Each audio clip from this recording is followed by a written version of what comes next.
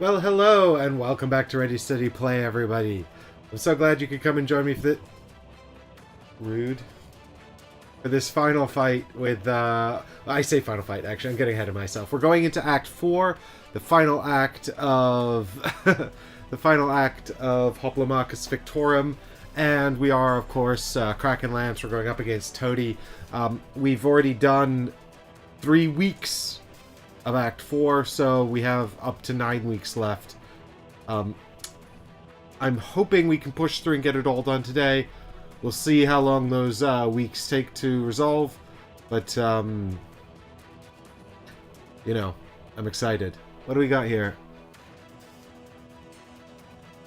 Hey! Yeah, she's, Bonbon was here, sitting very patiently, very quietly, but I don't think she liked it when I started talking. I'm just going to put her box down. There we go. That's her box in case she decides to come back and sit under the table. Oh my god. Alright, there we go. The table has been bonbon-proofed, he said, hopefully. And there she is in the box, under the table. So, let's get to the game. Here we are. We're now in Lavaland. Also known as Vesuvius, where the final fight with Toady will take place. Now, there are sort of a few minor things that are probably worth noting here. We have not had very many, there's a mark on the sheet here. Oh dear. Well, anyway. Yeah, we've not had very many Banes come out. It looks like 3. We're on the cusp of potentially getting a 4th. When we go up against Toti... What happened to Toti? There he is. We can probably get these out of here. I don't think we'll be fighting... I don't think we'll be seeing any more... I don't think we'll be leaving Vesuvius. I think now that we're here, this is us for the rest of the game. But there is...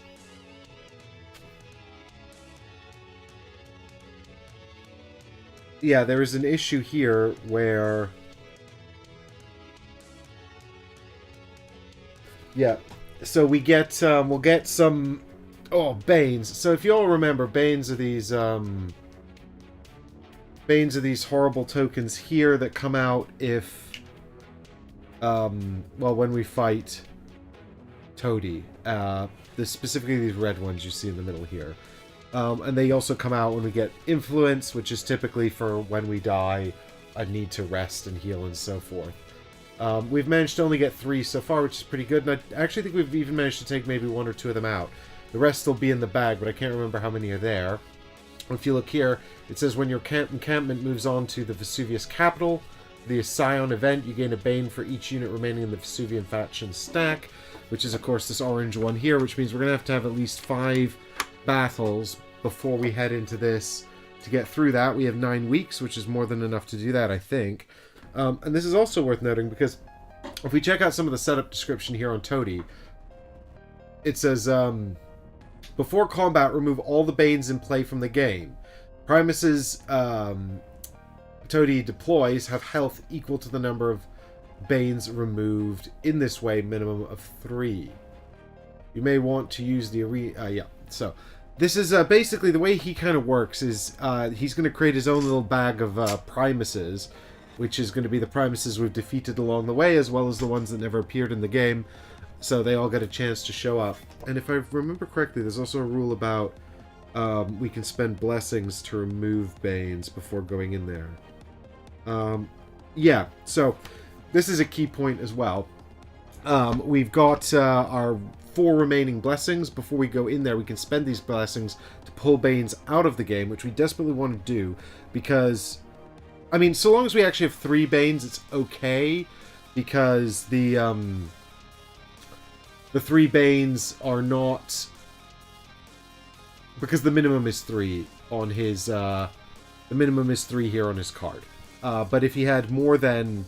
If we have more than 3 Banes, it's going to make this fight a lot harder, because effectively he's got this group of bodyguards who are the Primuses. So they're going to be reappearing into the game, and until we've defeated 3 of them, we can't actually hurt him. And then he's going to continue putting them onto the table until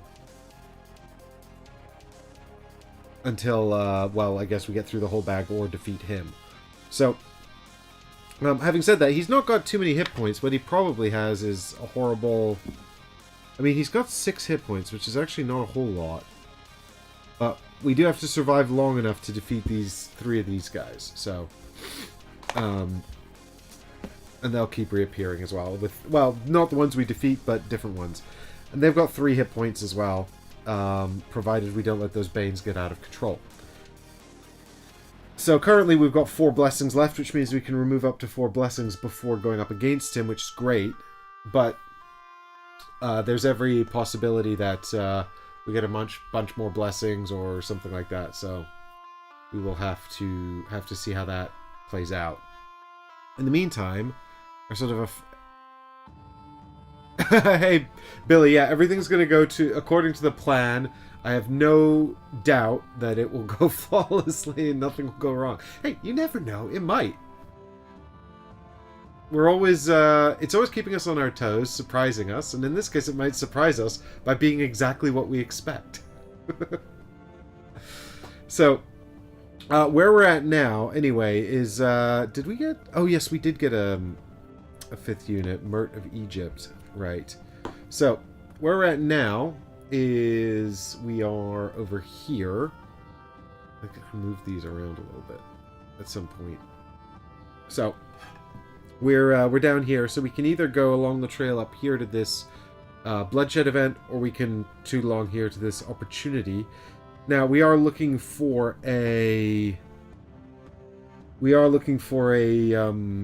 of the Hill sport event, so we can unlock another hero prowess and get combat presence level 2 prowess. That would be good. We've also got Art of the Last Hit, which we'll never ever get to pull off. It's just too difficult. It says in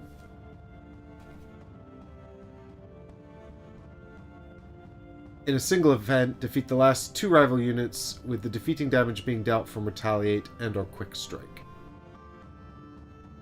And I mean, that's cool, but we just never really had characters with those abilities for long enough. We've, I mean, we have Rouhani who has Retaliate, but it's just very difficult to orchestrate.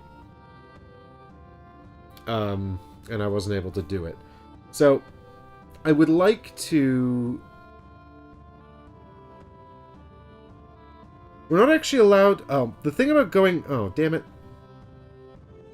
Do you know what I've just noticed about Vesuvius? It's probably unclear to you guys. I wish I could draw in OBS, which is what I'm using here.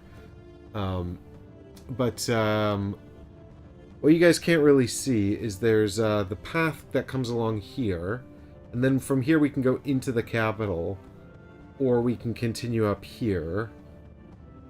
But if we go up here, then we have to go out here and around here, and then we can go back into the capital from there, or continue across here, and then from there we can go into the capital, or go over here, and then we have to go back around Amazonia, where we can go to the capital or down here.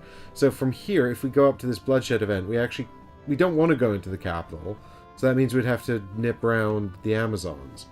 So what we need to do here is chart a little path to make sure we can get our five Vesuvian tokens out of there and into play. So we need to resolve an opportunity anyway, actually. It's Sparring, which I hate. But also,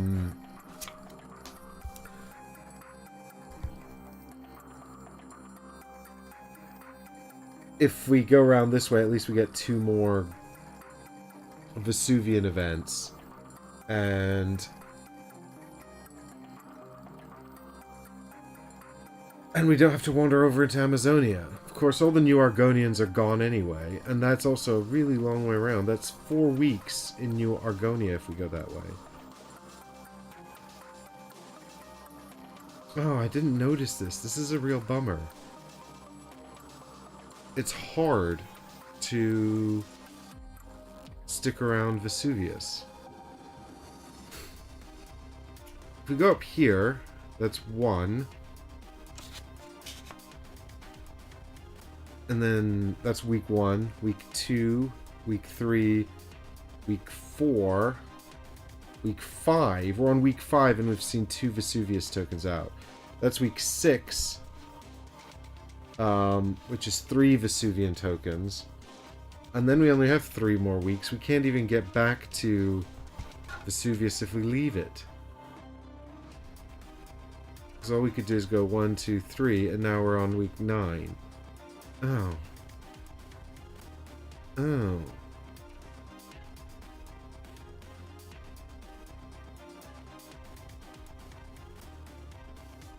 How on earth did I miss this? Because everything else kind of is a circle and you can kind of just run around it as you please. A little bit. Actually, that's not strictly true. Parthians was a bit annoying as well to get around in terms of transportation. Hager's calling on RSP law. Yeah, Hager's, it's kicking in now. Alright, so if we go this way, we go 1, 2, we could do 2 fights, that's 2 Vesuvian tokens in 2 weeks. And then we go 1, 2, 3, 4, 5. Now we're on week 7 and getting our 3rd Vesuvian token out. And then we go 8 for the 8th token and the 8th week.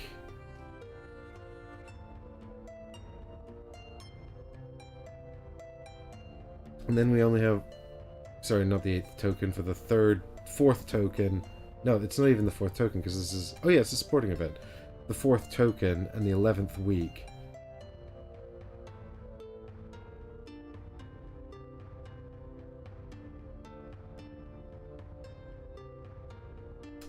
We can circle around here, though.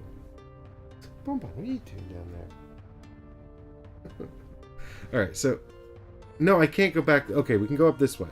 So that's 1 week, 1 token. Then over here, then down here, then back here.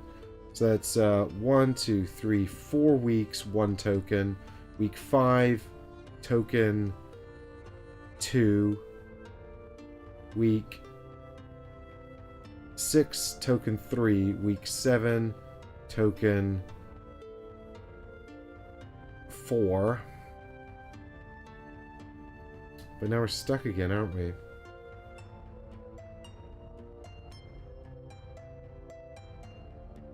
Because this is 5, but we're already here. 1, 2, 3, 4, 5. 1, 2, 3... Or 1, 2, 3, 4, 5, 6, 7, 8, 9. And we can't get to the capital from here. It's not really helpful. 1, 2, 3, 4, 5, 6, 7, 8, 9. 1, 2, 3, 4, 5, 6, 7, 8, 9. Yeah, this is a bit diabolical.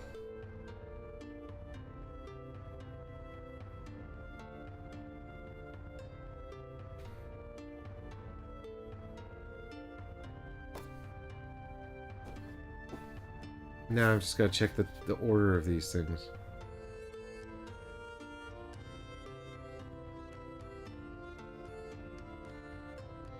So, when your encampment moves onto the Vesuvian capital for the Scion event, gain a Bane for each unit remaining in the Vesuvian faction stack. So when do we spend blessings to get rid of those Banes?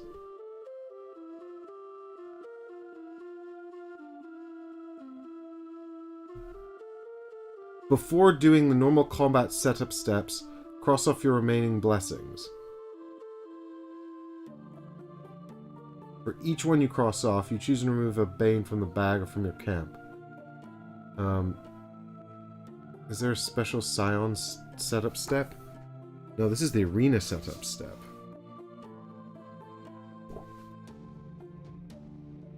This is not how I wanted to start this live stream, if I'm honest.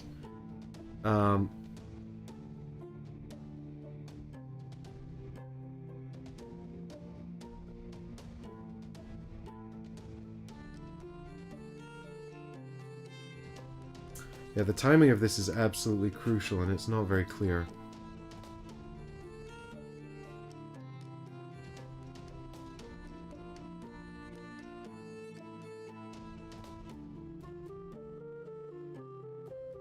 You'll indulge me for just a moment while I check it, as best I can. We've come so far. We've come so far, and it's taken us so long. We don't want to blow it here. So.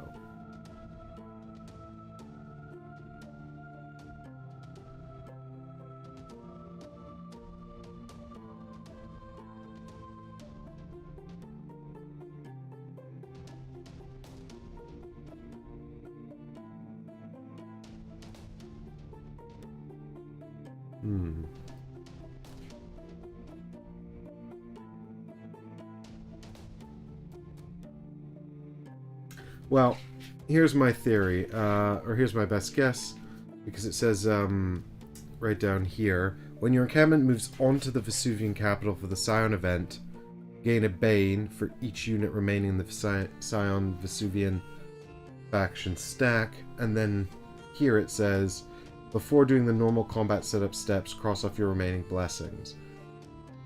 So you wouldn't do combat setup steps. I believe this happens after. That sounds like it happens after to me. So,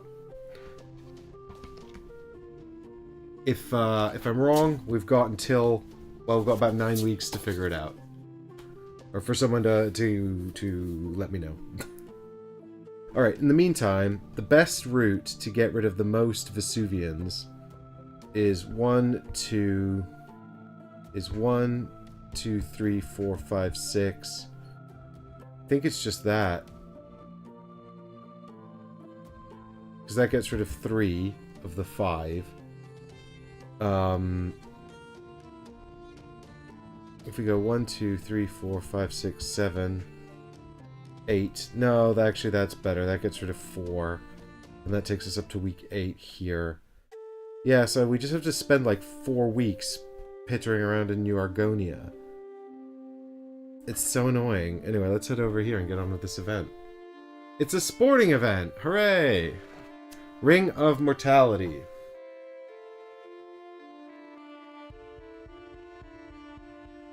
Your hero's attack is replaced by the attack of your least deadly unit in combat. And for this fight, there will be an extra... There's going to be 1 local and 3 bag units. And there will be... I mean, if we could find a fight, actually, that had lots of locals in, that'd be great. But I don't think we will. 1 local unit, 3 bag units, and we get 3 of our own units plus our hero. This is a sparring match, which means that the local unit is going to be the Tribune, and we have to defeat everyone except for the Tribune. I'm not sure if we've actually done a sparring match in this whole thing, because they're my least favorite. But here we go. So let's see. So the first thing is actually, the Tribune is going to be this Vesuvian off the top of the... Vesuvians pile here, the Magma Rager, who I think we've actually seen before. I think we have one of these in the bag, but that's the Vesuvian Warrior. 2 movement, 1 range, 3 health, black, green, and blue attack dice. He's Blasphemous and Retaliate. Blasphemous means he always prioritizes targeting the enemy hero, and he takes 1 extra damage from enemy heroes as well.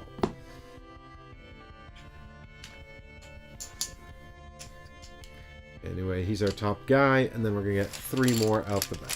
So our next one is... Oh, and actually, he's going to have 2 extra hit points as well, thanks to Act 4. It is the Camel Knight, who we literally just saw. So Camel Knight's the defensive unit from Parthia. So I love a Camel Knight with 8 health. Great. There we go.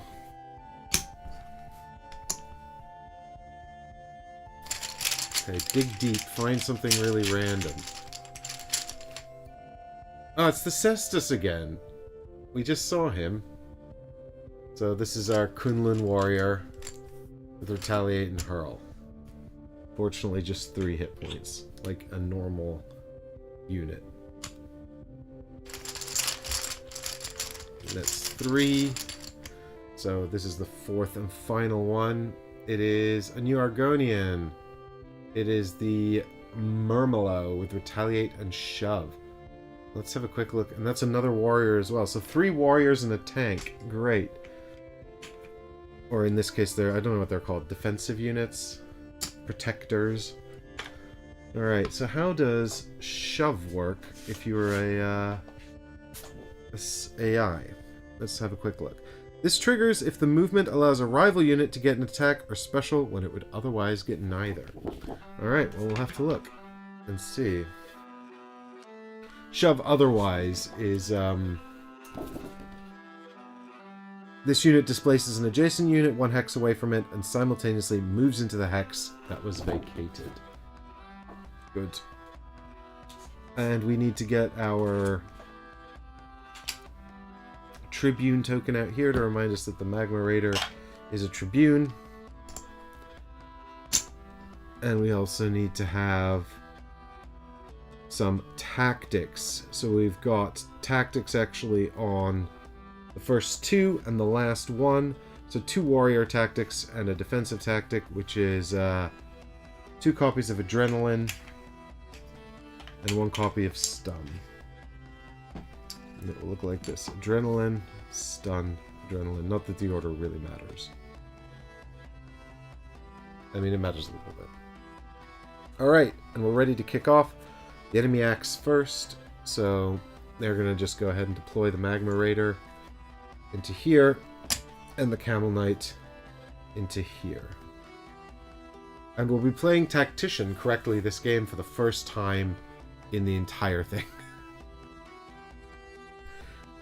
I'm tempted to just deploy... Oh, we also need to double check the special rules here for lava. Oh, I put away the map, which I shouldn't have done. So, Burning Ground. Units are immediately dealt 1 damage when deployed. Burning Ground is ignored for the Scion event, which is useful for Toady because he summons Primuses from other arenas. Local units gain a hit point instead of being dealt a damage from Burning Ground. Okay, so actually we can just go ahead and take the 1 damage on the Camel Knight and then give it to the Magma Raider, which suits me fine. I'm not going to kill the Magma Raider. But yeah, that's grim for everyone else. That means actually Mert of Egypt cannot be deployed, because the minute she's deployed, she dies. She's only got 1 hit point. Damn it! That's so stupid! We can only use her in the Scion fight. Alright, well...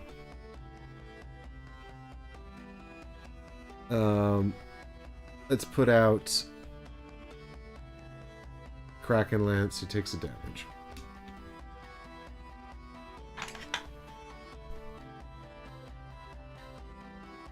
And... Oh, they would have used an Adrenaline here on the Camel Knight last turn, actually. And this turn they're going to deploy the Cestus into here. He takes damage.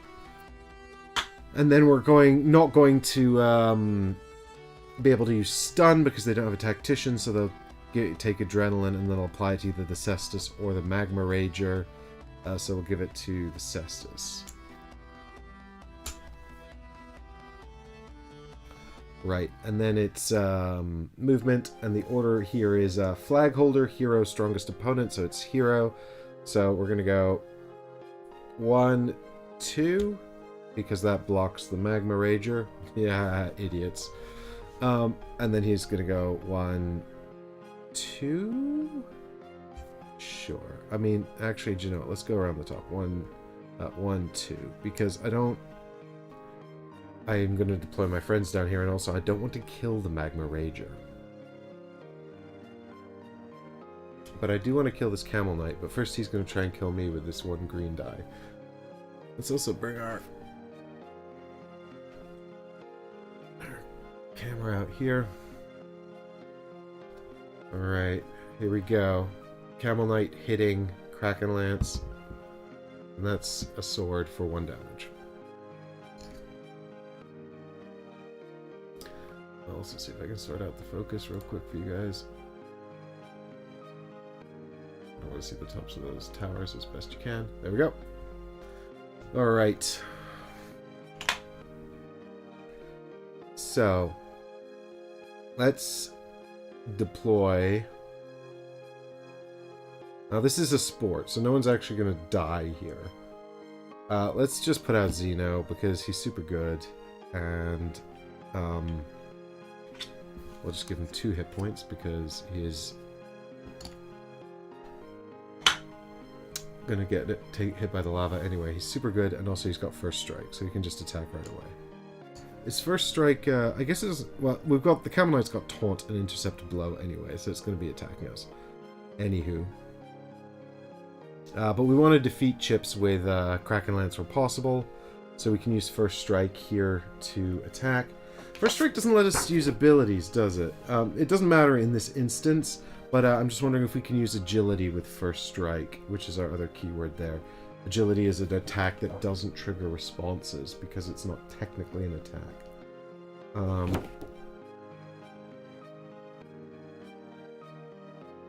But can Agility benefit from...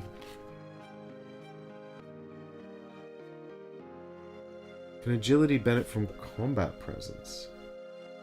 Oh, I don't know. I think probably not, actually. Well, no, it says it rolls dice equal to its attack, and this says add a dice to your attack. So yeah, I think it can. Much like Inspiration. Inspiration says add a blue dice to your attack. So yeah, I think it can, actually. Oh, Kraken Lance didn't do his stupid grand entrance. I always forget. It's fine, it was blank anyway. Okay, so... yeah, so First Strike is... Yeah, you can attack or use a special. So you could use Agility with First Strike. We might as well, even though in this case it's purely academic. But we get to add an extra gold dice for Combat Presence and another blue dice for Inspiration. So we're going to throw 6 dice and try and kill this Camel Knight. Let's go! Come on! Zeno of Gargarai. This guy has been my MVP. 4 damage. That's good. 3 damage left. What's under here? Oh yes, adrenaline.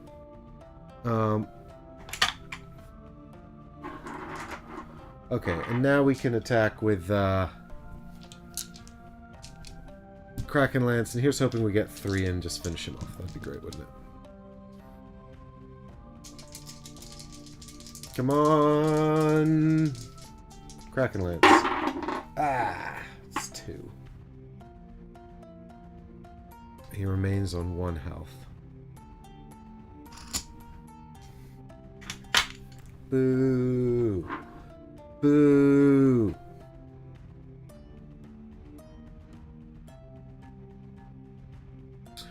This would be a good opportunity to use Vampiric Strike and get 2 hit points back. I don't know if I'll regret giving that up. I think I might. Anyway, that's the end of my turn, and now it's back to them, and they're going to put the Murmillo out here. They're going to stun Gargarai. Boo! And the Cestus is going to move 2, trying to get to anyone within reach, which is actually Gargarai. So Gargarai's probably going to have his head knocked off. Oh, and also the Murmillo takes damage. Haha. And the Magma Rager will just run up to Kraken Lance. And then we'll do Magma Rager on Kraken Lance first, I guess. It doesn't really matter too much. 1 damage. And then the Camel Knight as well. Blanks. So 1 damage to Kraken Lance.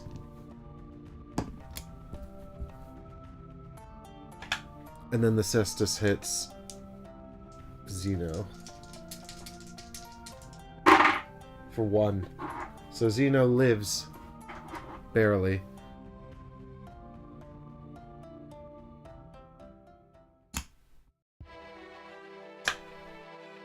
Okay. So now the question is, who comes out next? we might as well just put Mert over here.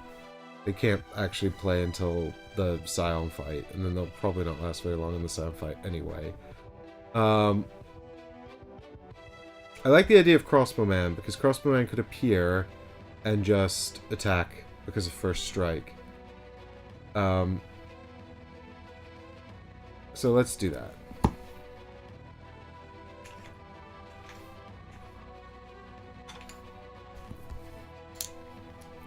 mean, it's only going to be 2 dice, but still, it's better than nothing, isn't it? And we can go ahead with... oh, we might as well go ahead with... oh, if we put Crossbowman here, though, he could attack the Camel Knight. Surely there's no way Kraken Lance fails to kill the Camel Knight, right? Surely.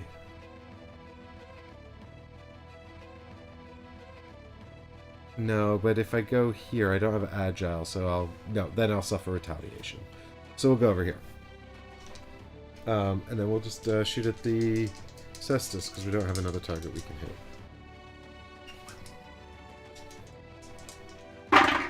Hey! Nice. 2. You can't see that other one, can you? At all. But 2 damage. Nope. It's... Here we go. So that's nice, because that takes him off the board.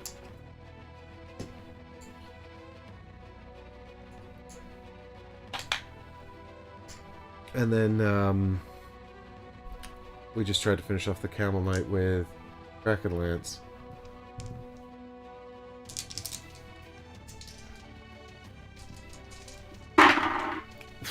Just barely. Just barely. But we do that. So we can have a hit point back as well. And the stun is done. And that's the end of our turn. And we're back to our enemies. So, the Magma Rager is happy where he is. The Murmillo wants to hit Kraken Lance as well. So he's just going to run straight forward too. He's got Retaliate and Shove, but that's fine. All we need to do is kill the Murmillo, and we've won anyway.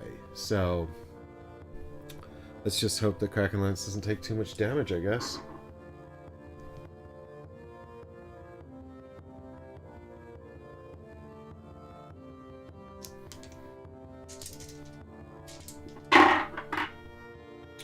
Two. And 2 more. 4 damage. Cool. Oh my god. I just healed. Ouch. Hate it. Okie dokie.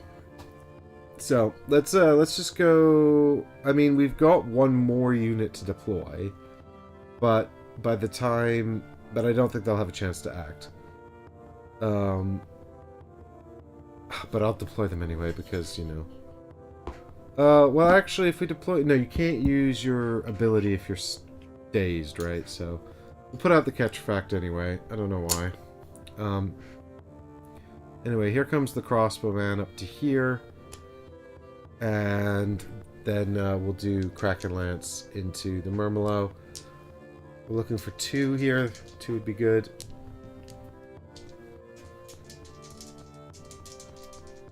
And it's 3. You can never see this green one, but there it is.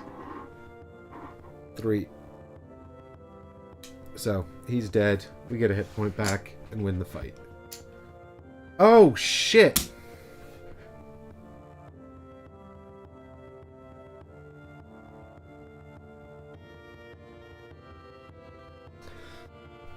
I'm really sorry. I totally forgot that entire fight we were supposed to be... I forgot about the special rule.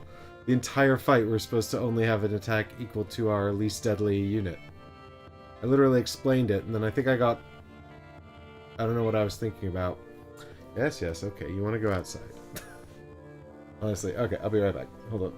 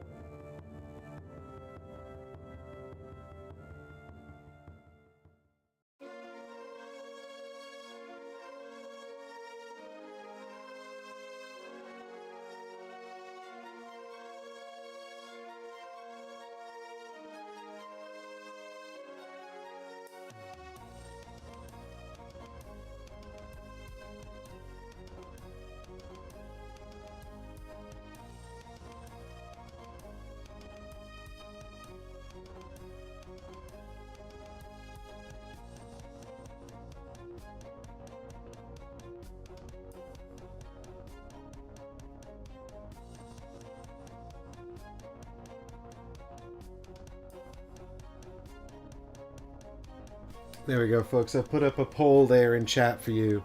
Just let me know how you want to handle it. I'm happy with either result. It doesn't bother me too much, so...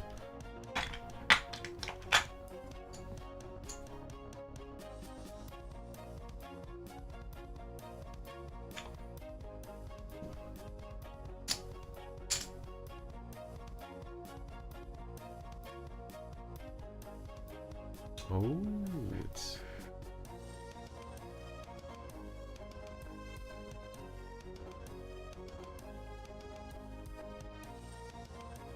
yes, Chad, because I have been applying the round modifier.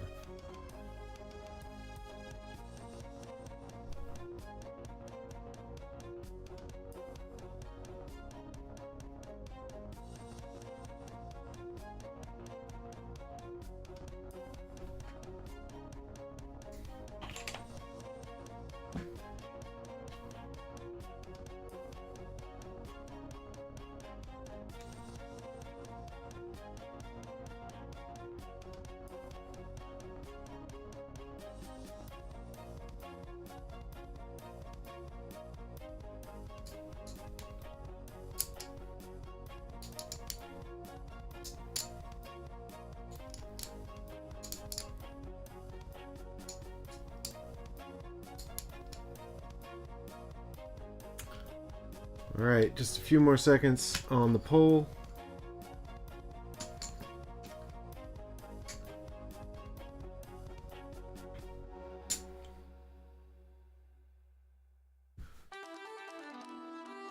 We got that Magma Rager going back in the bag there. I was just looking at the rewards for the sport event, actually, and we don't need any tactics. We've got full tactics, so we can just recruit a rival unit. But I was just thinking, like, I actually like the 6 I've got. Do you know who I might be tempted by is that Camel Rider. Let's double check the Camel Rider. Oh, I just put him back in the bag and I lost him. Where is he? There he is. I mean, he's got terrible damage, but he's got taunt. He's also got 6 health. But the Secutor has absorb. I like absorb. I really am quite happy with my selection of units, actually. So...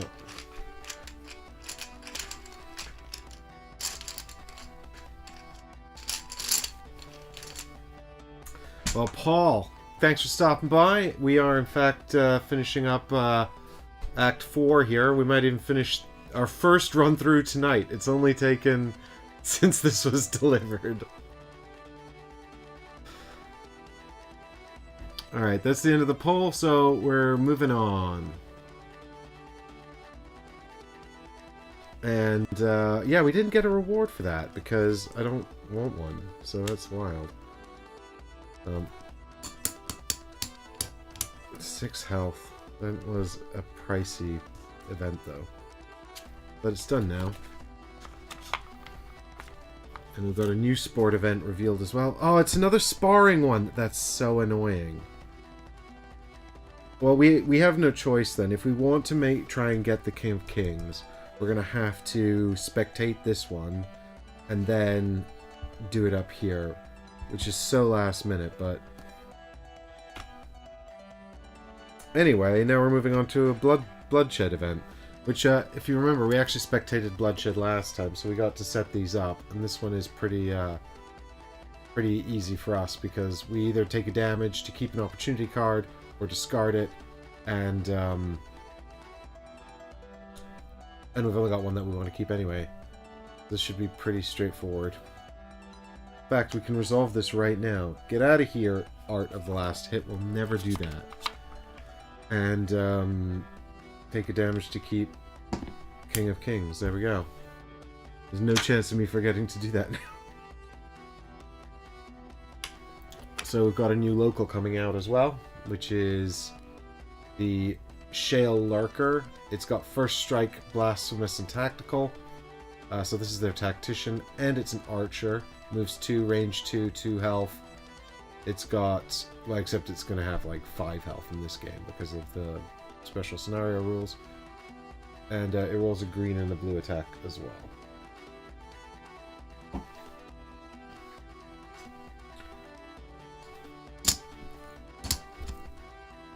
Yikes.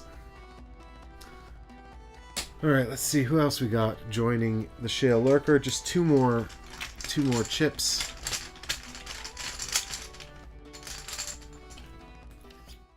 We've got... Oh, the Magma Rager's back. Great. Cool. This is Bloodshed, so people can actually die here as well. Which I'm not super happy about. Oh, and one of Pluto's refugees. It is the Bastarius. Hey, look, as long as it's not that annoying Jinn, I'll take it. What do? You a warrior. You look like you're a warrior. Okay. Okay, so you're a warrior with 2 movement, 1 range, 4 health, black and blue attack dice. You've got Combat Lock and Retaliate. So if you remember, Combat Lock means if this guy's adjacent to you, you can't move. Retaliate, if you hit him, he deals damage back to you. So, this always feels a little bit scary as well because of the, because of the sheer volume of hit points my opponents have, and also because, I have fewer hit points when I come in. So...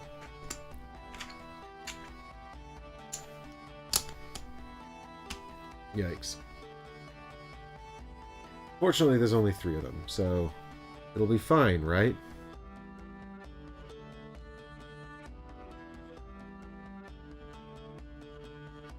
It'll be fine, right?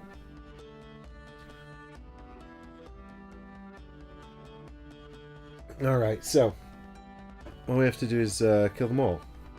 So, let's start with Secutor on the board, I think. How many units do I get? 3? Well, we can't use Mert. You might use Rouhani. You might use the Catrafact. We're probably not going to use Zeno. Because he's... Well, we could actually put out the Secutor first and use Zeno. Zeno's really strong because he has so many dice. And he's got Agile, which helps him get around the Bastarius' Retaliate. Alright, let's start with the Secutor. 3 health. This is where the Secutor is going to die, and then I'm going to be sad.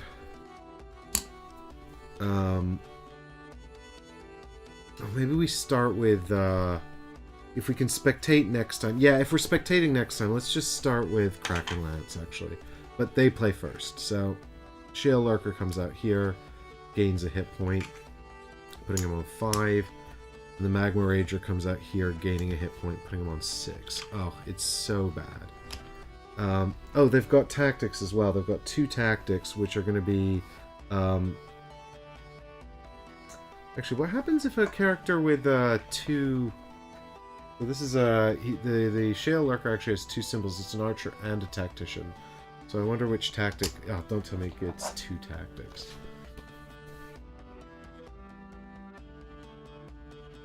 That would be a real bummer.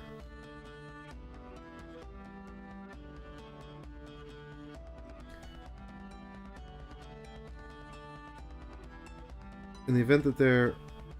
Yeah. Use the top class. Thank God it doesn't get 2. Okay, so it's going to grab Hamstring, which sucks. Maybe there isn't one. Maybe there is one. There's probably one somewhere. Oh! Yep, there's one. Damn it. So there's Hamstring for the Shale Lurker. And then we've also got one for the Bastarius, which is Adrenaline again, isn't it? Because it's another warrior. Okay.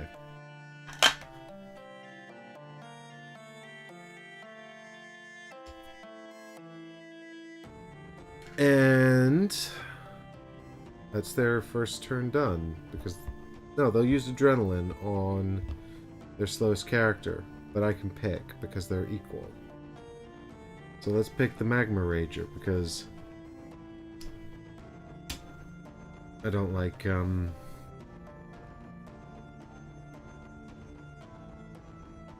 range 2. So I'll just appear out here. Getting ready to lose all my health and die. And then, back to them. Oh, no, then I get to do my grand entrance. Watch out, everyone. It's a blank. don't know why. Why didn't I get rid of that? I should have got rid of that instead of Vampiric Strike. Anyway. Magma Rider just wants to kill me, so he goes 2. Shale Lurker will just go 1 because he's got range 2. So that puts him in range. And of course they would have deployed the Bastarius here as well. They can't hamstring me, so that's the end of that. Fine. So here comes the first attack. It's the Magma Rager.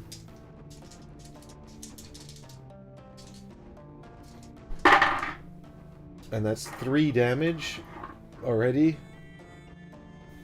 And then here's 2 more dice from the Shale Lurker. Oh my god, it's 2 more damage. So 5 damage. I'm down to like 1 health. Wait, 1, 2, 3, 4, 5, 6. Yeah, but I didn't take one when I deployed, did I? So actually I'm dead.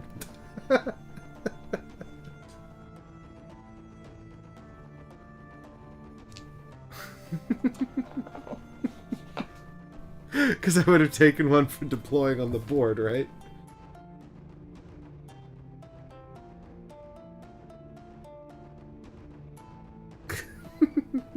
Couldn't have ended faster.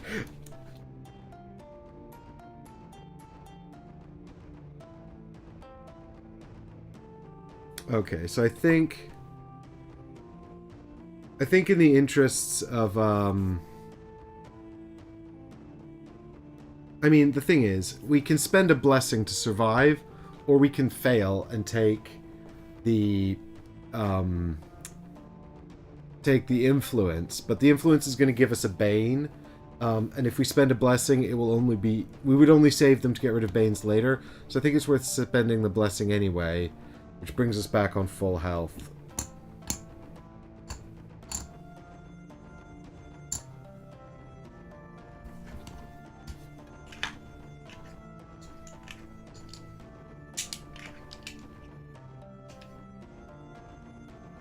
So, down to 3 blessings, still in the game.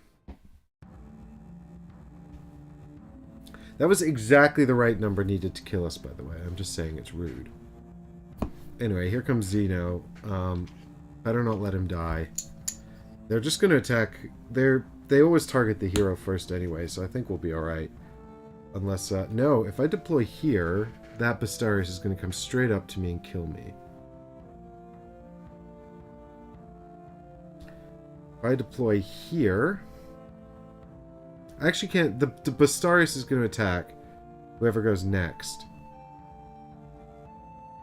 But I have Tactician, so actually what I need to do is deploy the Zeno here, and then hamstring the Bastarius, so I don't get Zeno killed. So that when it moves, it can't attack. And we can put that on it because we have Tactician. They're going to hamstring Zeno in a minute anyway, but that's fine. He rarely moves. And then he can attack because he's got first strike. So we'll attack the Magma Rager because we should try and get things off the board, and it does the most damage.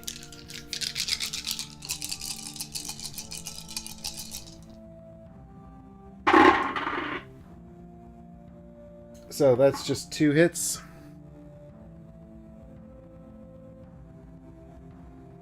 Which means we can't actually kill it.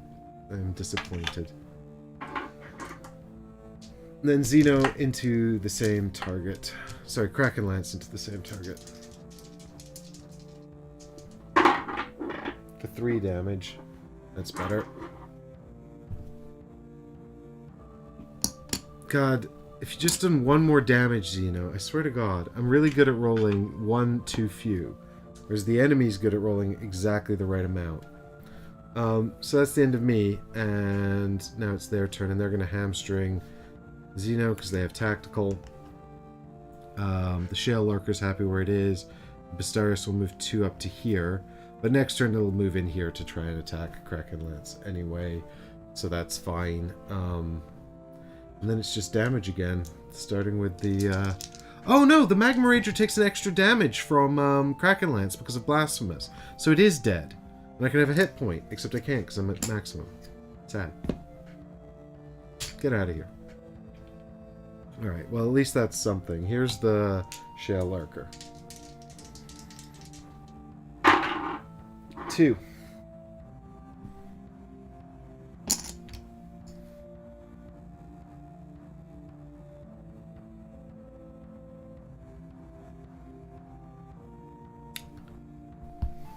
And actually, do you know what? No, it's, yeah, and then it's my turn. And I'll deploy the crossbowman, because he can attack. And I'll move Kraken Lance up to here. I don't think I'm going to bother with any of the tactics. And then it's just fighting. How much health does this have? 5. Okay, together we can probably take that down. It actually does less damage than the Bastarius, though, so I don't know why I wouldn't take out the Bastarius first. The Bastarius should also have 1 less hit point. I've given it 4, but it deploys with 3 because it's not a local. So, yeah, I think, let's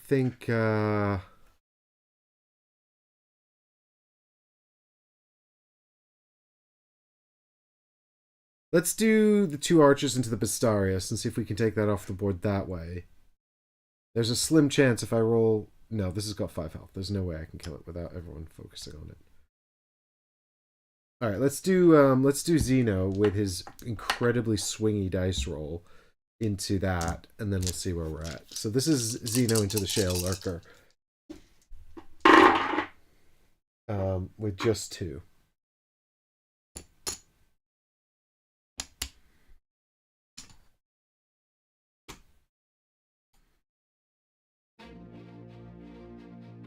So now it's going to have to be Kraken Lance into the same target. Hopefully we can take it off the board. I'll roll these up here because you can't see his green die on the green screen. Oh my god. This is cocked and those are blank. Come on. Sword. Okay, great. So 1 damage. And then the archer just has to shoot at the Bastarius because it's got no other target in range. And it misses. Oh, but we attacked the Shale Lurker, so it actually does take 1 more damage from Blasphemous. That's fine, I guess. And then it's just simply back to their turn, and it's just going to be the Shale Lurker into Kraken Lance. 1 damage, and the Bastarius into the same target for 1 damage. So 2 here. And then I guess we'll just try and finish it off. The Shale Lurker with Kraken Lance, we might as well. And that's 2, so it's dead, and we can have a hit point.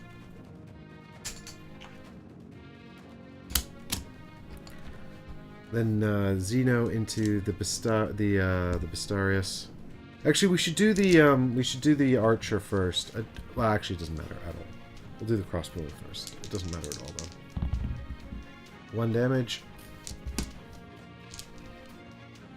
and then Zeno with 3. So that's a total of 5. So it's super dead.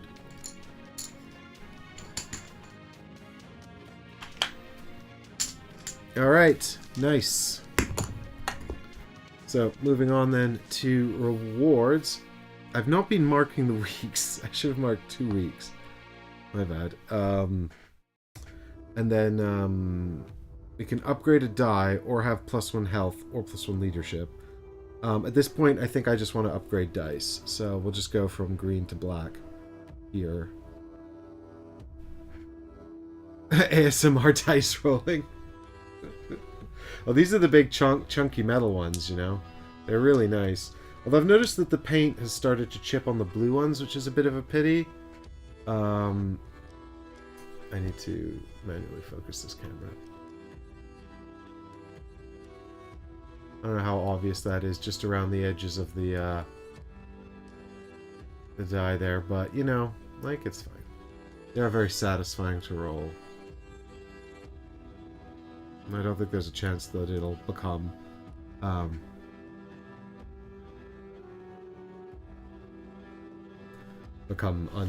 unintelligible as a blue die. Yeah, they give that really weighty sort of like dum dum dum. Okay, good. So yeah, we've upgraded a die as part of our reward. Rivals, Bane's gone. Return the arena chips. Everything else, fine, fine, fine. Nobody actually died, so that's all good. We did use a tactic though. No, we didn't. We got hamstrung. No, we did use a hamstring as well though. I didn't put that back in the bag, did I?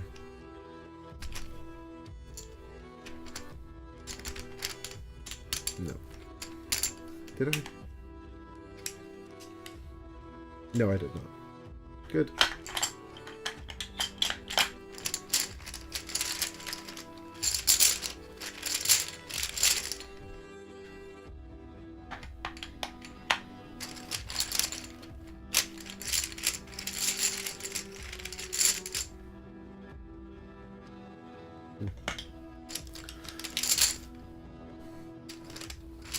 Alright, so week 6. 1, 2, 3, 4, 5, 6. Woof.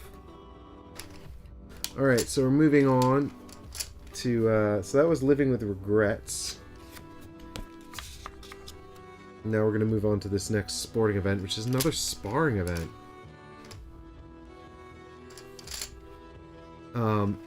I don't know if this is bad. All units have health equal to the week you are in for the current act. But there's only 3 units. 1, 2, 3, 4, 5, 6, 7, 8, 9. This is really upsetting though, because I'm on 9 health because I used the blessing.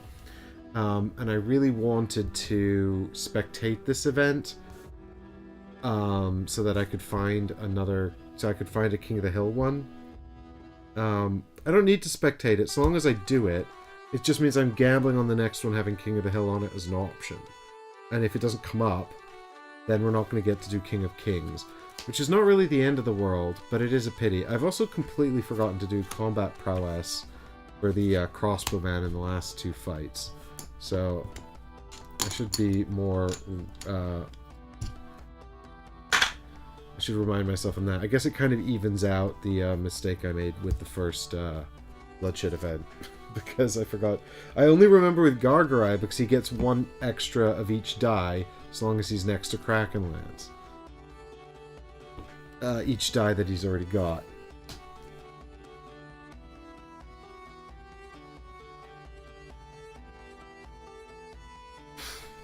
Right, anyway, I guess we'll just do Trial of Experience, because I feel like spectating it would be silly.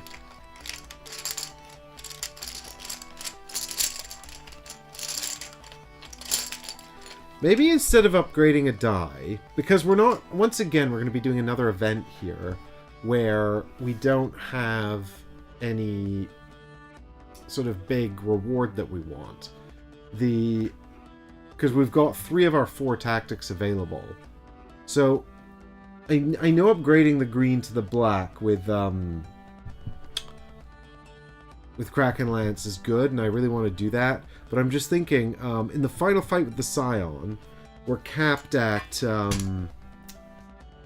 did the Scion go? Here it is. So we're capped at a number of units we can have on the board at any given time. It's actually 4. But, which is here on the card. You can't see it, but that's fine. It's 4 units on the board at any given time, but we do get to play all of our units. So if we up our leadership, it just means we will have 1 more unit to use in that final fight. So with that in mind, given that we're doing another sporting event, I'm going to do that. So instead of upgrading the die, we'll upgrade leadership for the first time in this entire game. There we go. So there's no locals left for this one, so we're just pulling all of them out the bag.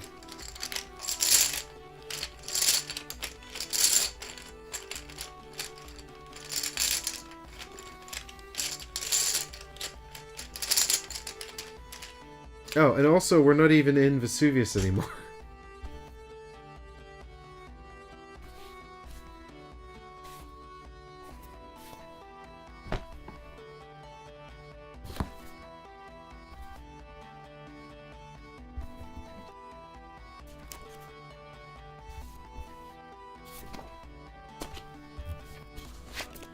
We're back in New Argonia.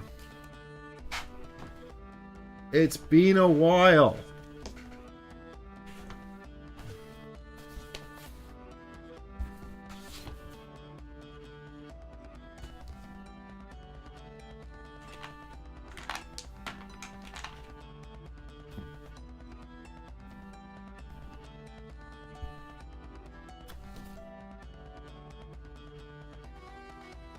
Oh, yeah. This is the one where you're shackled together and you can only have 2 on the board at any given time.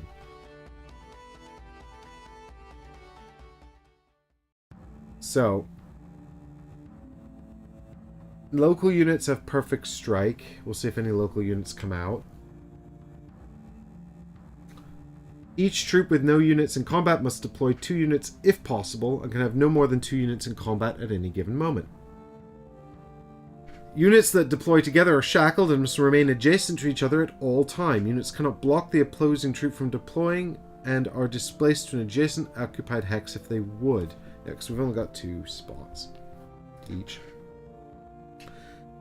When one unit in a shackled pair is defeated, if the surviving unit's troop has any units remaining, then that unit is immediately returned to one of their deployment hexes, and the next in the lineup is deployed into the other hex. Newly deployed unit is dazed. When you move onto one of these spot weapon racks with the weapon on it, that unit equips the weapon by placing the die on the chip, and units add that to their attack. When a unit is defeated, their weapons are dropped into the hex wherever they were when they were defeated. Locals have perfect strike. And in this scenario, they'll target first the deadliest opponent and then an unequipped weapon. So that's a bit different. Anyway, we're going to do 3 chips for the enemies. And the first enemy is going to be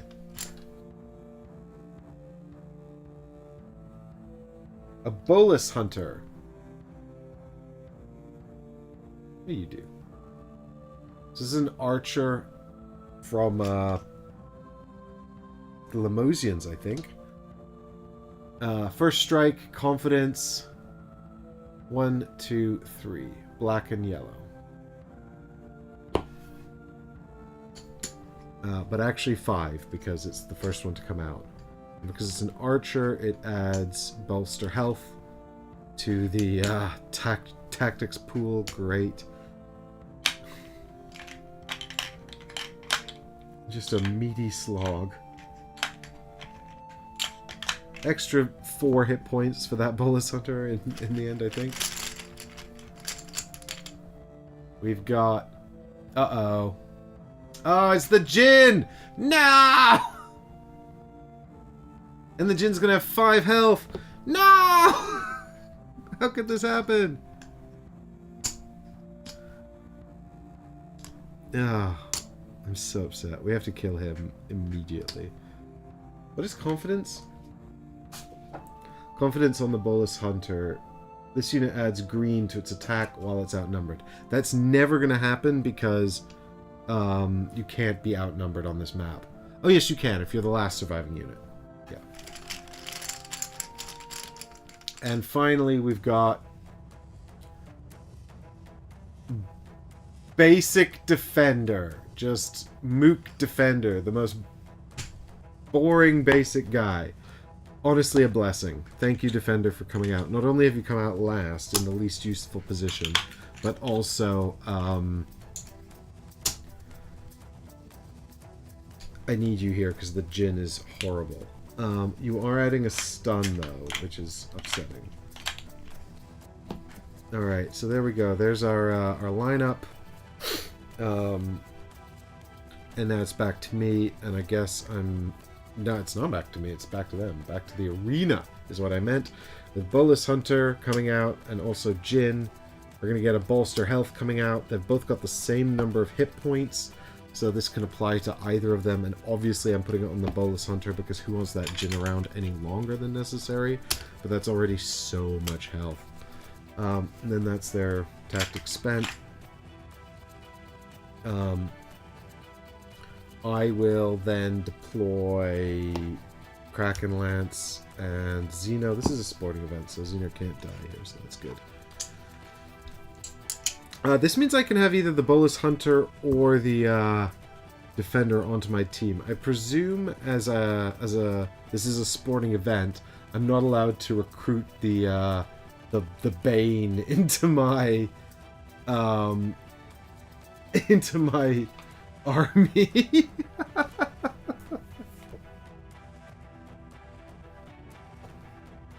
That would be awesome if I could have the Jinn. It's definitely got to say somewhere that you can't do that, right? Combat rewards. Sport events. Recruit a rival unit of your choice from among the rival's defeated units or those still in the arena.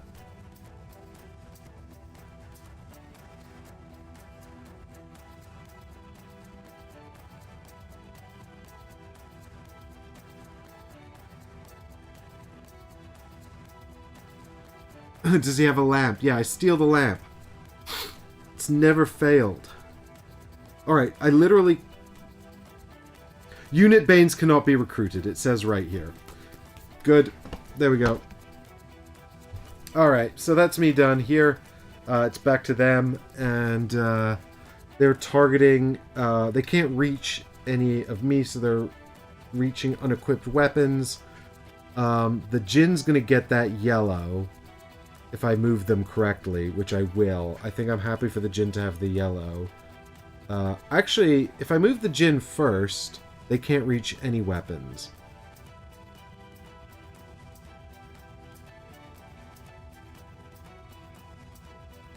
Which I'm okay with, because the Jinn, if he moves 2, he can only go 1, 2. He's going to go to either of these spaces. So we can activate the Jinn first. He wants either of these, so we choose the yellow die, he just moves to here and stops. And then it's the Bolus Hunter, it will go here or here. This is 1, 2, 3, this is 1, 2, so now it targets the green dice, it moves to here and stops. And then it's me. And I'm gonna go 1. No, yeah, it is me. 1, yeah, 1, because they can't deploy. Until someone's defeated. And then I'll go 1. And I'd like to pick up that yellow die. But actually, do you know what? I'll go 1, 2, so I can go get this green die. And the reason for this is because... Oh, wait, could the... Sorry. I forgot to factor in range. She can't get into range from there, though, can she? 1, 2. 1, 2. No, she can't. That's fine. I'll swing around the back here, actually, because I want to get the green die, and also I don't want to be hit by the Jinn any more than I have to already. So, there we go.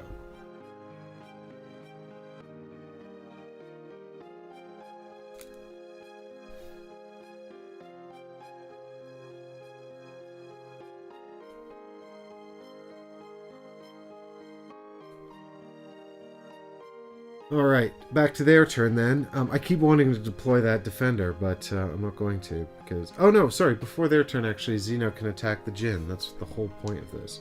So, here we go. Plus these two. I also forgot to do my grand entrance, which I'll do now. What a fool I was. If I deploy Xeno first, I actually get 2 dice. Doesn't matter, they're both blank anyway. What a waste of everyone's time. Grand entrance is a waste of time. I should have given that up.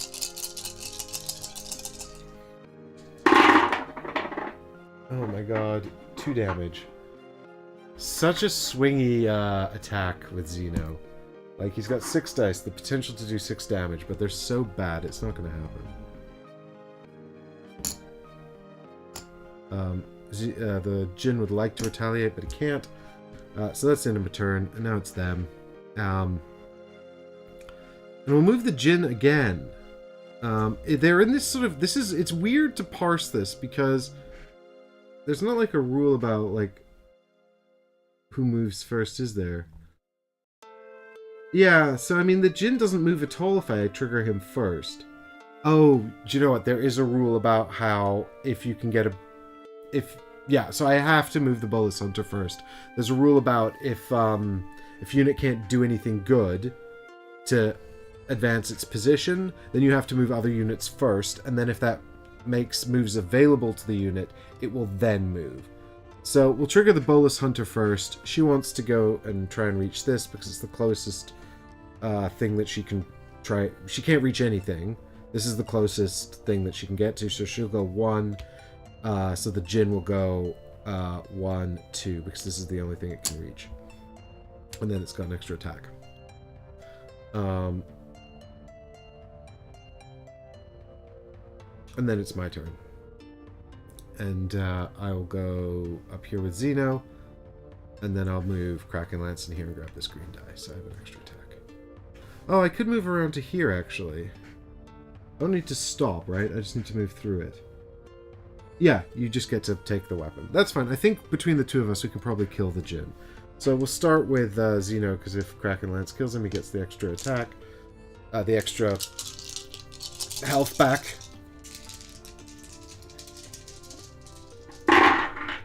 All blanks. 0. 0 damage. I mean...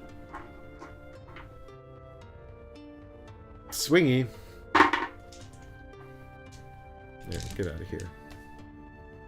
So this is for... Alright, so it's got 3 health. Come on, Kraken Lance. You can do it, bud. I believe in you. You've got my back. You don't want to get smacked by that Djinn. Oh, god damn it, it's 2. Oh, and I suffer retaliate. Great. This game sucks. 8 dice. That's it. I'm putting it away. I'm getting, come on, brain. Think for the joke. For the joke.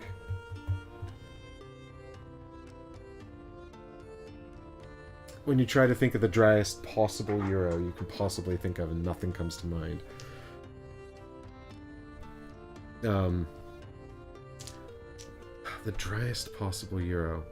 The problem is my brain went to think... The joke was, I'm putting it away and I'm getting out the driest possible Euro I own. And then I was like, what is the driest possible Euro that I possibly own? And I started thinking about that. Actually, I can't decide. I mean, dry to me means like no luck and also no player interaction.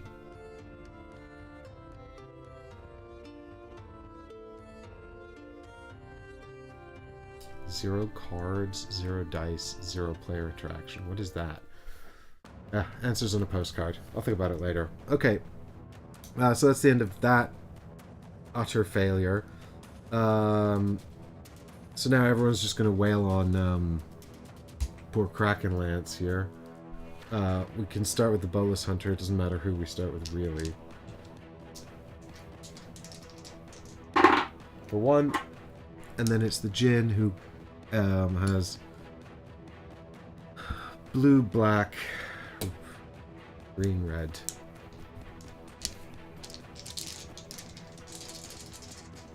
This is your fault, Kraken Lance. 2. Alright, so 3 damage in total. I mean, it's not the end of the world, but it's not great. There we go.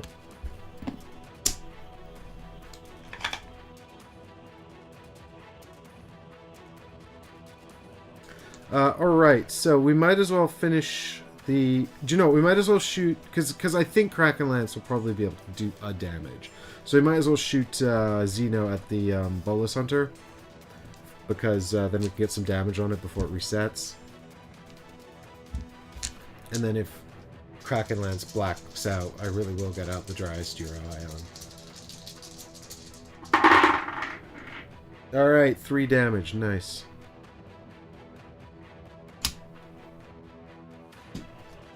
It's a real shame we can't recruit this Djinn.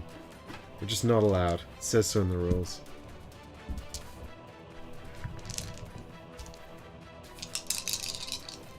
It's my game. I'll make my own rules. I want to recruit the Djinn. Hey, there we go. Djinn is dead. So it drops the weapon back on the rack. Kraken Lance gets 1 health back.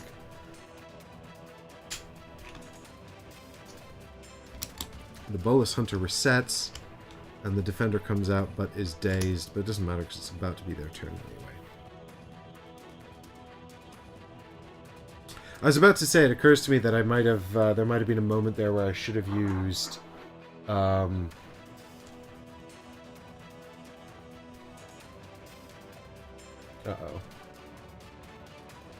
Alright, well, that's happened. The component camera seems to have crashed. So something. There was, it reminds me, there's, I was thinking I should have maybe used stun there at some stage, but,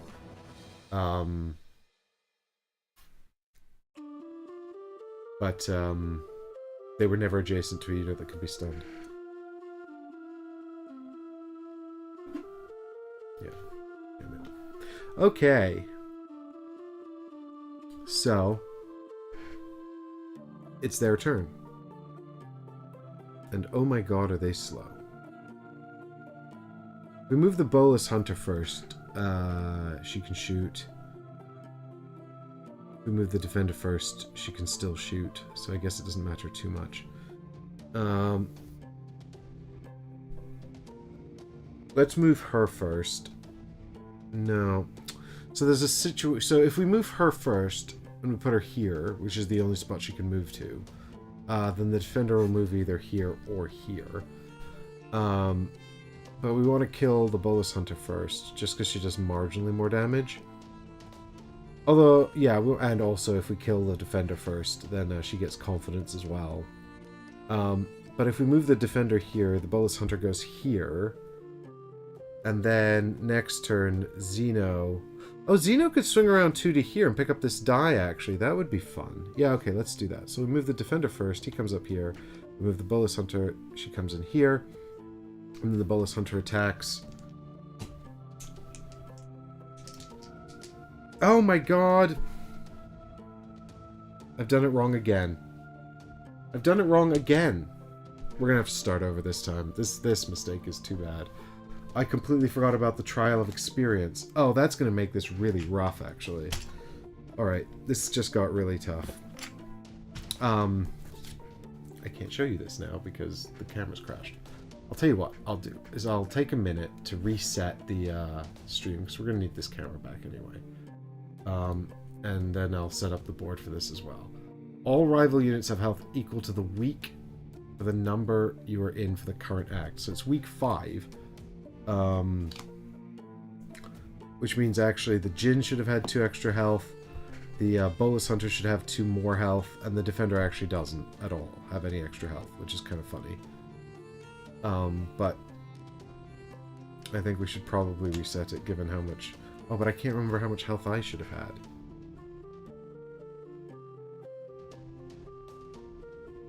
Tell you what. Did I overkill the Jinn?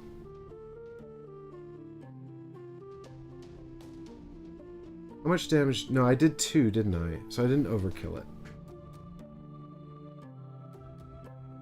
I think I did 2. So actually, what we can do, just to save going back and redoing everything, is we can leave the Defender there for now, because he doesn't even change. We can put the Jinn back on... He should have had 2 extra health, but I did 2 damage to him. We can put the Jinn back here with 1 health.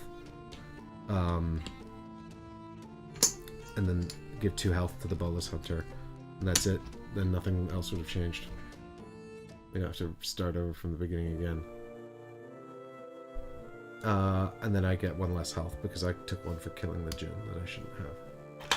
Oh, I'm close to death again. How has this been allowed to happen?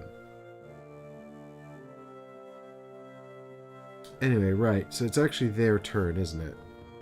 I mean, there's literally no way I would have shot the Bolus Hunter with Xeno if the Jinn was still alive, but that's my penance for forgetting the setup on the card again. So this is Bolus Hunter attacking Kraken Lance for 1. Oh, and they always attack the deadliest opponent, so she should be attacking Xeno as well. Oh my god. Alright, so that's Xeno down. And actually, do you know what that means as well? That means the Jinn would have moved over here to attack Xeno as well. So Xeno's definitely going to die. I always assume, because it's so commonly the fact that the hero is ahead in the priority order, the hero's ahead, that I always think if the hero's on the board, they're going to prioritize him. And this is, I called it out when I set up the arena. I was like, oh, this is a rare case where that's not true. Then immediately forgot.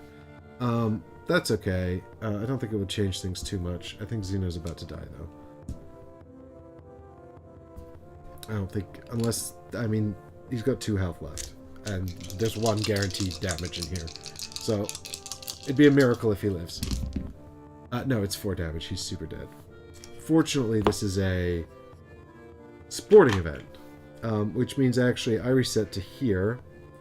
And we deploy a new unit. Which I guess she'll be Rouhani, because she's good. Although she's slow. Oh, we could put out Mert. Mert might as well have a go. We'll see what happens. She's only got 1 health. Oh, and the weapon doesn't drop because I wasn't killed.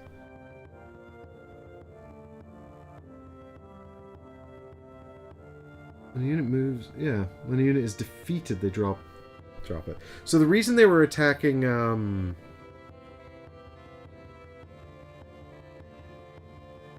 The reason they were attacking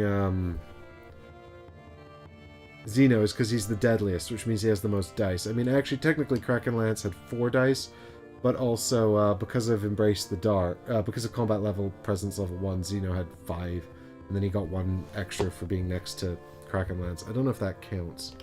I don't know if deadliest is just look at the dice on the chips, but even if that's the case, then the weapon that Kraken Lance picked up wouldn't change a thing. So... it's my turn. So I think if we go 1,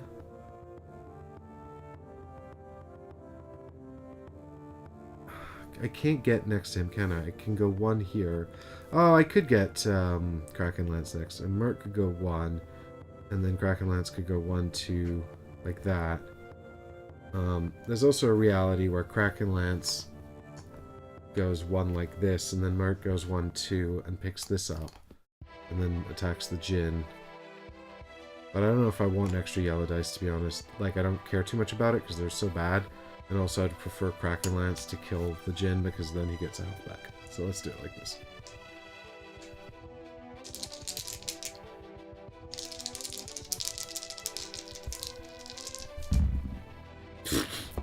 Barely. Just enough. So that's the end of him. We get our health back now.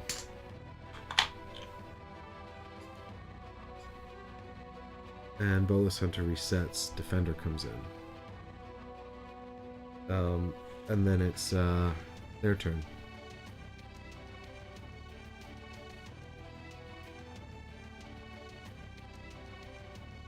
And yeah, we'll let Bolus Hunter go first. She's going to attack... they're attacking Kraken Lance now because it's 3 dice versus 2 dice. So, here we go.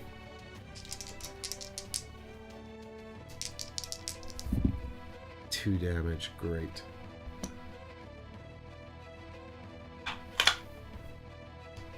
Okay, well, here we go. So we'll put Mert in here, and then we'll put Kraken Lance in here.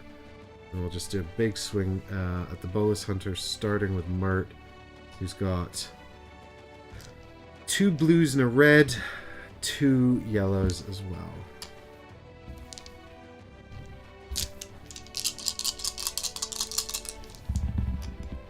Four. Actually, if that was a sword, that would have been 10 damage, which would have been sweet.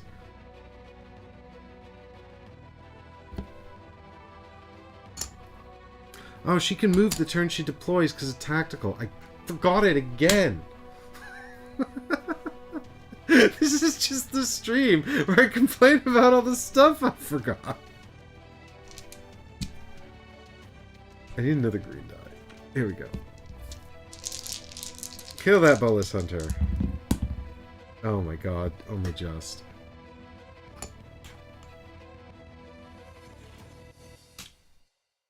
We can have a hit point back. Actually, we are going to recruit one of these units, and it's probably going to be the Bolus Hunter. Because we can't recruit any of the others.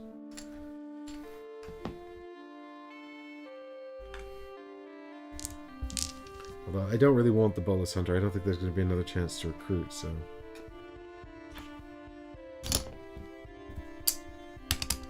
There's our health back. And then it's the defender. The defender wants to attack Kraken Lance, so he comes up here. Rolls 1. Hits him. And then it's Mert again.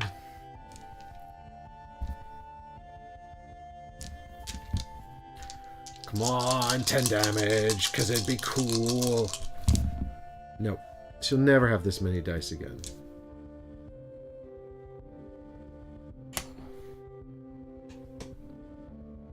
And then it's Kraken Lance who will finish this, I think. Nope.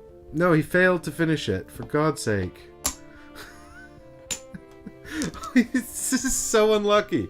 Next to the red dice, which is actually just all swords, these are the best dice in the game. There's only one blank on this. And there's 2 blanks on this. Alright, defender then. Hits. Can't stop rolling hits for him. Back to Kraken Lance. Yeah, he's super dead. Do we maybe want to recruit the generic defender instead of the Bolus Hunter? I mean, he's so bad compared to like everyone else in the game. I don't know why I'm showing that camera. You can't see it. I have to fix that. But also, like, she's just not that... I mean, I'm not going to get confidence in the... I might get confidence in the Scion fight, but it'll be situational. He's just... The thing is, taunt and 5 hit points is just quite useful. She's got first strike and she does more damage, though. We'll recruit her. I've decided. Oh, they probably should have stunned Mert at some point. I don't think it would have mattered.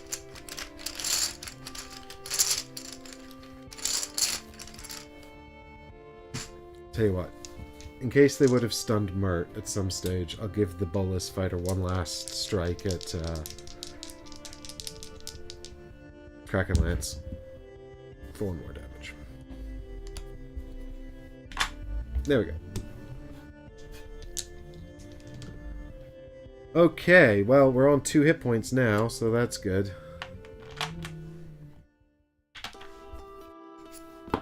So we probably need to rest, actually.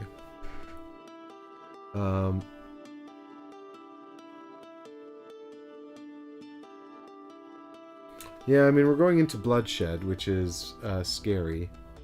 So maybe we take a rest here. I don't like this next one. These are face up because I've done a spectate on these before. Yeah, so when we do To the Grave, we get to sacrifice units in the camp to add the same number of dice to the hero's attack. Reckless Abandon, which is the second one, gives Kraken Lance extra attack based on the number of undeployed units from the lineup, but there's so many enemies. So if we do a spectate here, we'll get to look at the next card, and we'll get our hit points back, even though it's going to add a Bane, which I'm sad about.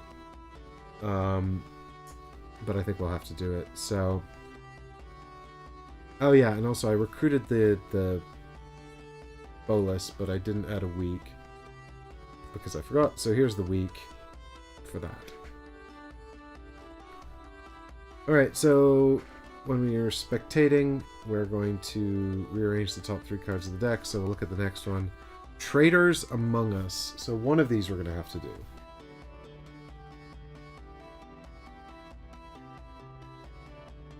When accepted, sacrifice 2 units from your camp and recruit 2 random bag units to replace them. You must include these in your lineup. Oh, that's interesting. Yeah, I'm happy to do that, actually, because I don't care about the Bolus Hunter, and then I could probably give up the Catrifract. I like the Catrifract well enough, but I'm not super attached to him. And then we can get 2 other random units. So, yeah, let's do this, because this is fun. I mean, I'll probably get awful, terrible units, but Okay, so now we have to gain 4 Scion influence. We actually just gained 3 because of our minimize the risks. Oh, sugar! I forgot about Talent Scout. Oh, I totally forgot about this because I haven't recruited a unit since I got it. After successfully completing a sport event, you may recruit the top unit of any faction stack in place of your normal reward. That changes everything, and I'll tell you why in just a minute. So let's not put Traders Among Us on top. Let's put Reckless Abandon on top, although it's so scary. I don't like any of these. Let's put To the Grave on top, actually, because it's optional. I just don't have to add units to that. And then underneath we'll put Reckless Abandon, and then we'll put... No, because Reckless Abandon has so many... But traders... No, we won't be do... Oh, we do have 2 more Bloodshed events. So we have to do 2 of these. We will do To the Grave.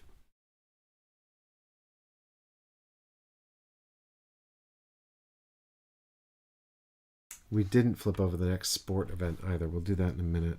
Actually, let's flip it over now because we need to know what it is. Oh, it's Capture the Flag. Okay, so it's not actually King of the Hill. So we're not going to be able to do King of Kings. And that's important because what that means is we're going to spectate here to get our health back before going into here. So really all we're doing is 2 more Bloodshed events. So we're doing To the Grave and 1 other. So I don't really like Trader Among Us because what I'm going to do is instead of the Bolus Hunter, I'll use the Talent Scout to take this guy from the top of the Vesuvian stack to minimize the number of tiles left there, which is pretty good.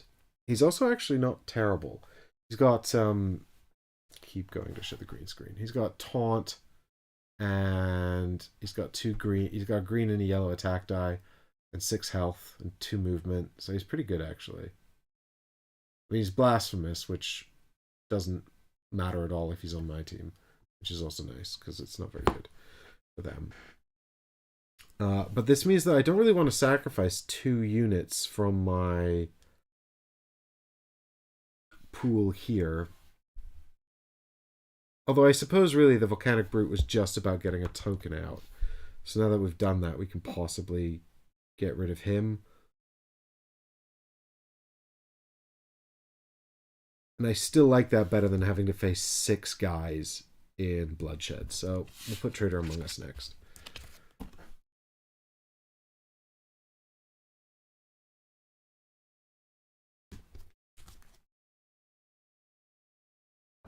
Okay, and that's going to be that. Okay, so we're ready to move on with the to the next event, which is going to be To the Grave. But I will very quickly restart the stream. So just keep your eyes out. It'll be back in just a minute. I just have to restart it because the camera has stopped working. It's crashed. So we'll be right back.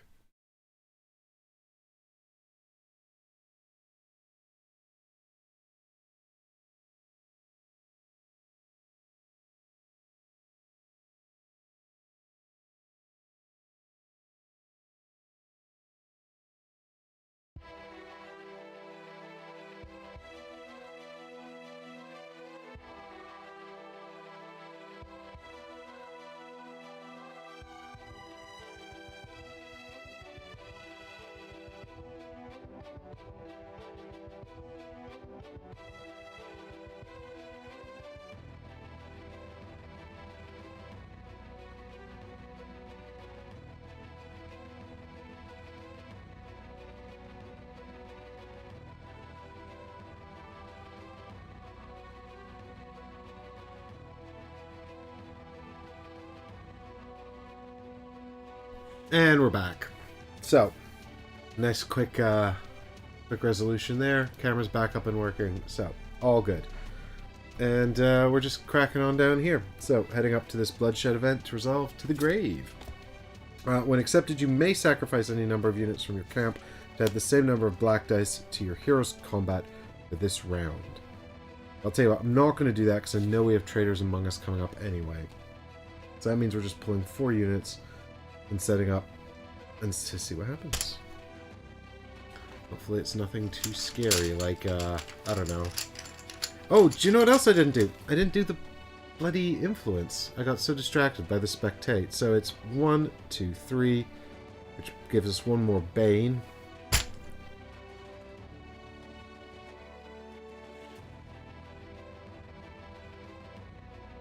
Multiply. Add a bag unit to the bottom of the rival lineup. So this goes in the bag, and if we pull this, they have an extra unit. Great. We'll give this a good shuffle and hopefully never see it again.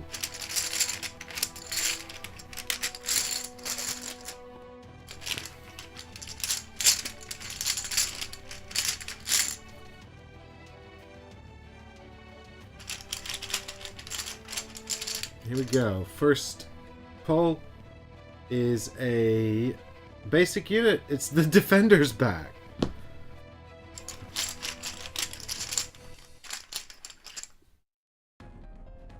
And the Bastarius. There's 2 of them in there, so it's possible. And Tactician. Well, we haven't seen you in ages, Mr. Tactician. Remember, Tactical lets you move the turn you deploy.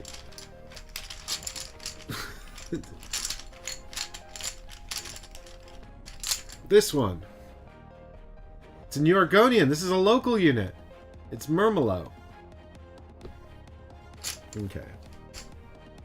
So, we're going to go with 7 hit points for the Defender. Because he gets 2 extra. And then we're going to go with 6 hit points on the Bastarius. And then 2 and 3. Just these incredibly beefy units coming out up top. I'm giving them all red hit points because I'm a maniac.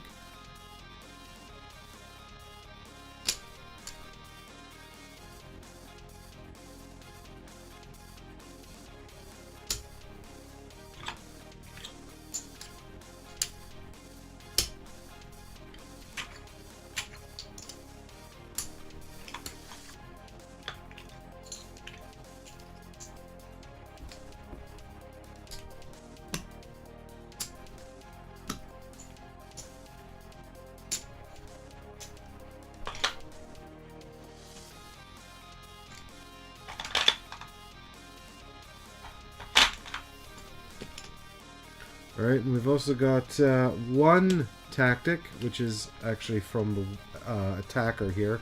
I keep calling warriors, which is Adrenaline.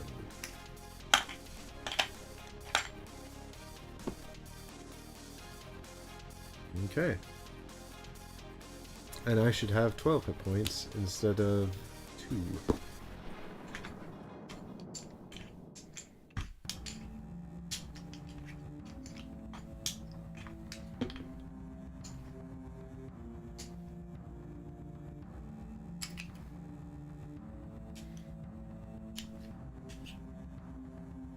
Okay.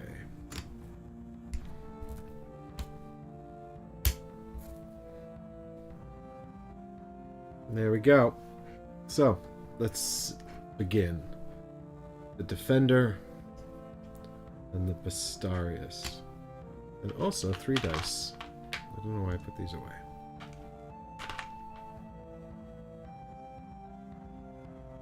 And they will immediately use Adrenaline on the Defender. So he's got 2. They've both got 2 movement now.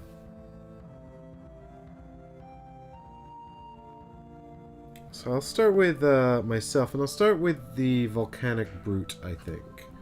I just like the idea of Taunt.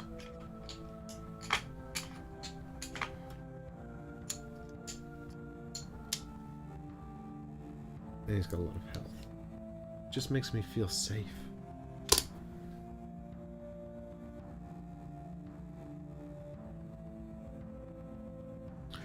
And then, if we don't want them to get the green die, we should move the defender first up to here. And then the Bastarius will go 1, 2, and collect this die here. That's fine. Now, the deadliest opponent is Krakenlance, so they will try to target him, but the Volcanic Brute has Blasphemous. He's also got 2 movement, but it's not enough for me to get a die. Because he could go 1, 2 to here, but then I'd go 1, 2 and I wouldn't get it. So I might as well just do this. Put him 2 and then move me 2. And now I can attack the Bastarius with everybody. And so the Volcanic Brute gets 2 yellows, a green, and a blue. Well, let's see what happens. 1 damage.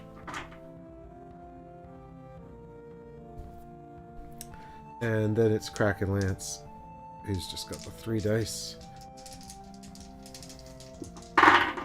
But they're good 3 hits. So that's a total of 4 damage here into the Bastarius.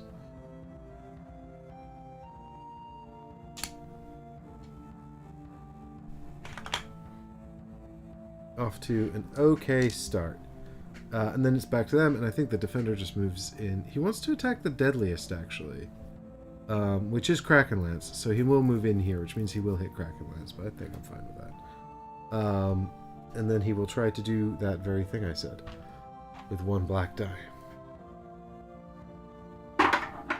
And he does manage to do a damage. Rude. And then the Bastarius will attack the Volcanic Brute with a yellow, a green, a blue, and a black. For just 1.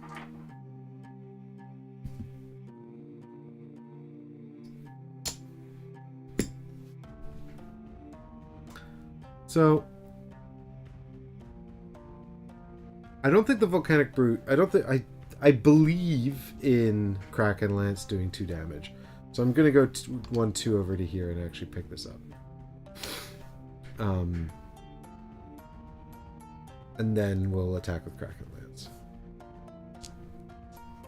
You can do this, right, bud? You got this. You wouldn't let me down. You wouldn't let me down. Yeah, 2 damage. He did not let me down, just like I suspected. So that's 2 off here. 1 enemy down. And the defender has to return here, and then the tactician comes to join him. And I get a health back. That's the most important thing. Okay. And then it's actually their turn, because that was my turn. And the tactician has 3 movement. And if we move the defender first, the defender will move here, and then the tactician can go 1, 2, 3, which I don't like, and hit me. So let's move the tactician first, and he wants to get either here or here. This is closest, so he's just going to move 1 to here, which means actually the defender can just go 1, 2 to here, which doesn't suit me at all. But he'll absolutely do that to hit Krakenlance. For 1 damage.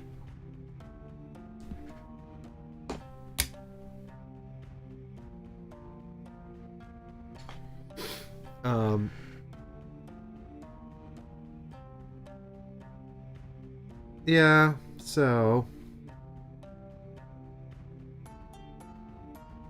I had intended to move the Volcanic Brute here, so the Krakenlance could go 1, 2 and pick up this weapon, but now there's a defender in the way, so maybe we just murder the defender. This will give the Volcanic Brute 2 greens, 2 yellows, and a blue. So, let's see what happens.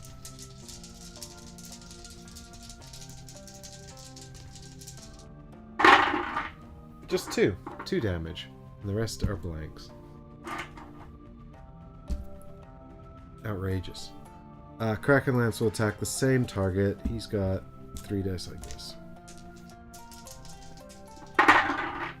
For 3 damage! Oh, you're on fire, buddy. So that's a total of 5. I think we have 7. 1, 2, 3, 4, 5. Yes, we have 7 hit points. So that leaves us on 2. Thanks.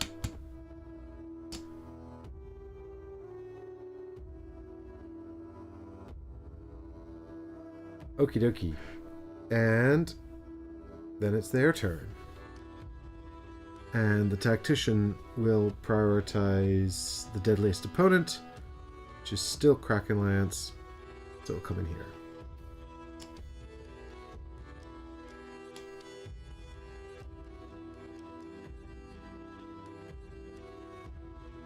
And then it's just going to be,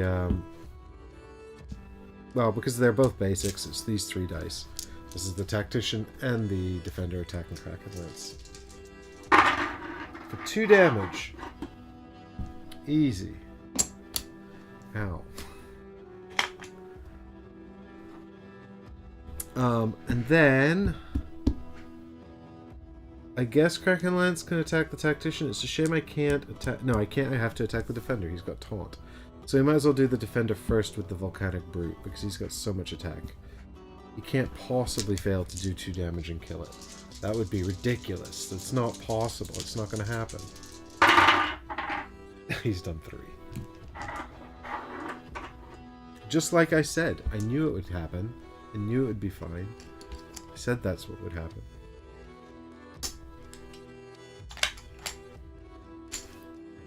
And then Kraken Lance couldn't possibly fail to do 2 damage. He's been rolling 3s this entire game. That'd be ridiculous for him to fail. Hey, he's another 3. I never get this lucky with the dice. There we go. So that's 1 more health back on Kraken Lance. We've 1 to the grave. No, we haven't. We haven't went to the grave because I forgot to add the Murmelo, who's right here in the lineup. Where's that Tactician? God damn it. What is happening with my brain today? We're so boned when we get to that Scion.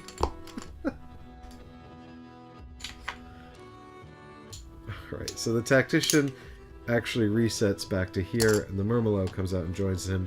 Kraken Lance doesn't get to attack. So, that's fine. We'll lose a health from here. Alright. And then it's actually their turn. And we have to go first with the Tactician, or else the Murmelo is going to get... Or else the Tactician is going to get that green die. So the Murmelo can go first. He can go 1, 2 to here, trying to reach the green die. Oh, the Tactician's going to get it anyway. I think I'm okay with that, because he's easier to kill than the Murmelo. And...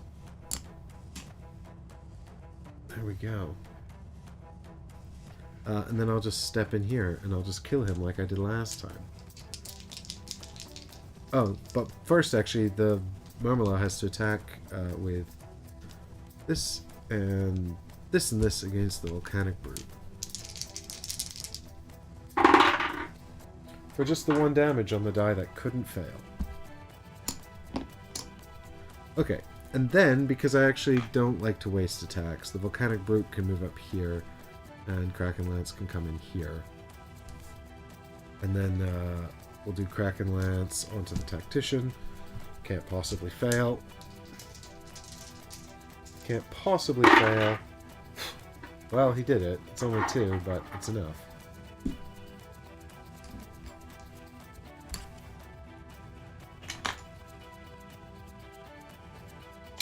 Did I give the Tactician red health? Anyway, doesn't matter. Here's the Brute's dice into the Murmelo. Oh, and here's my health back. For killing.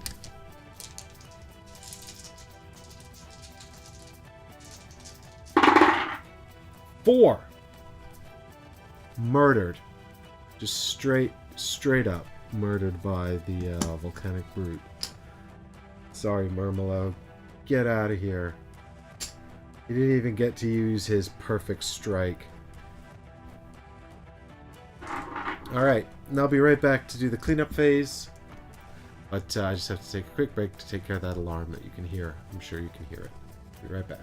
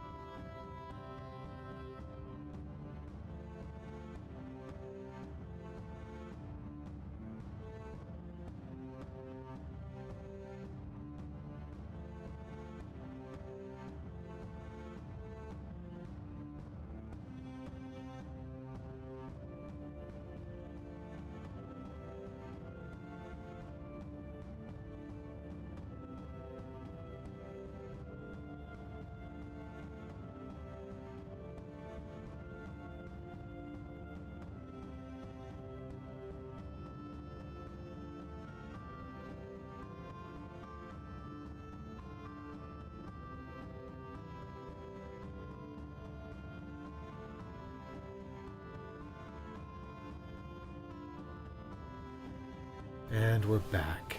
Alright. Let's get going. Where are we at? Alright, so, rewards. Rewards for winning the fight.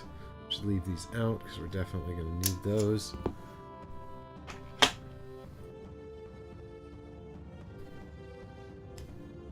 Again? Alright, so. Mark a week. Yikes, getting close. I do seem to have miscounted.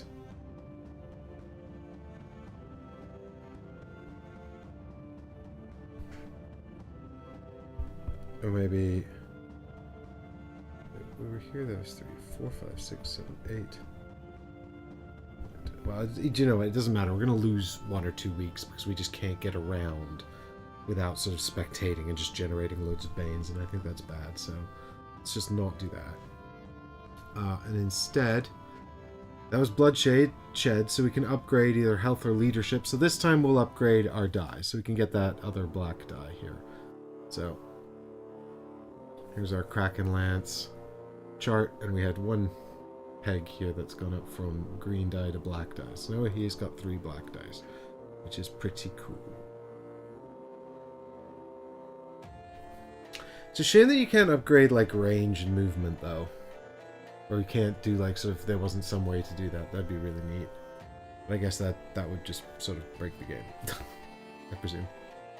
There's got to be a reason why you can't do it. Okay, so everyone else goes back in the bag. So that's all done. So we're ready to set off again over here to this opportunity thing. We might as well take an opportunity because there's no reason not to, even though we're not going to have a chance to do it, I don't think. So we draw 2, keep 1. We've got hold fast. Come on. Win an event in which you deploy 3 or more units. Oh, tempted to take that. We want a hero prowess. And we almost definitely will be doing something like that. So anyway, we've also got here Reckless. That gets us a hero's prowess too. Add a bag unit to the end of the rival lineup in a Bloodshed event and win the event. Oh, we could potentially do that. Oh. We can do either of these. These are both quite doable, and then we can have our hero prowess. So the next event we're doing is Traders Among Us, right? This is also probably the last event we're doing. So Traders Among Us is, when accepted, sacrifice 2 units from your camp and recruit 2 random bag units. So there are 4 here. So if we deployed all 4 of these guys, then we'd be able to do this. Hold fast, which is actually probably better than adding an extra unit. It's just a pain because it means we have to definitely deploy all of our units, which is risky in a Bloodshed event. But yeah, let's take hold fast. We can possibly do hold fast, and we'll put Reckless on the bottom, and then that's it. So we mark a week, and move on. So now we're back to Bloodshed event, and guess what? It's Traders Among Us. So we're gonna have to when accepted, sacrifice 2 units from your camp and recruit 2 random bag units to replace them. You must include these units in your lineup. So let's get rid of guys we can afford to lose. So which of these 2 do we care about more? I can't tell. They're both good. Blasphemous doesn't matter. The fact that he's local doesn't matter for the Scion fight, but Absorb is so good. So I think we should keep the Secutor and sacrifice the Brute. The reason we're looking at those 2 together is they're both defensive units. And then we've got 2 archers, but I really like archers. I don't want to lose them. We've got 2 warriors. Rouhani is great, but I think we should give up the Cataphract. He's good too. I really like the Cataphract. He's probably better than Rouhani, honestly. He's got more movement. She's got a little bit more health. But he's got Fury Aura as well and Retaliate. I mean, she also has Retaliate, actually, but she's got Perfect Strike. I don't know if Fury Aura is better than Perfect Strike, but he's got more movement, more damage, slightly less health. But I just feel like Rouhani and I have been together for so long, and she's made it this far. I'd be so upset to lose her this way. So, you know, I got my three characters here that I had to deliberately seek out. These are my epic warriors of legend. This one's kind of proven to be a bit underwhelming, but we did give up Vampiric Bite for her, so... Anyway, so these 2, presumably we have to draw 2 from the bag to replace them, because I think they go back in the bag, but we should draw 2 new ones first, so we don't just get the same ones immediately. So, here we go. These are our replacement units. Presumably we can't have any Banes. And these 2 have to be in our lineup for this fight. So the first one we've got is... a Bane. So I'll go back in the bag in just a minute. Mook Archer. Most boring archer known to man. Just such a shit tile. It's really bad. And we've also got Oh, a new Argonian. It's the Provocateur. So this is the tactician from Argonia. 3 movement, 1 range, 2 health. Has a black attack die with tactical and inspire. So actually having inspire is quite useful. That's all back in the bag now. I'll give that a big shuffle. Inspire is actually quite useful. But this does mean we've got really shitty tiles for this fight. Oh, and we're also back in Vesuvius, which also means actually that both of these tiles are going to deploy with 1 hit point. God. Sometimes life's just like that, you know? You get pulled out the bag, you're so excited to be recruited and take part in the game. You haven't been seen since, you know, 48 weeks ago, 36 weeks ago, 48 weeks, 50, 60 weeks ago, and then it turns out that you're just deployed into the lava world and immediately killed. Okay, so I'm going to give these ones some health so that I remember that they're the ones that we actually have to deploy, although, you know, I don't think I'm likely to forget that. So we want to deploy the Provocateur in such a way that we can benefit from Inspire. Can you dump... I assume you can stack Inspire if you have 2 different units with Inspire. Yeah, I mean, it doesn't say you can't. And also, you know, you should be rewarded for, you know, positioning 2 separate units with Inspire, I think. So, that's my theory. Anyway, let's see what's in the enemy lineup.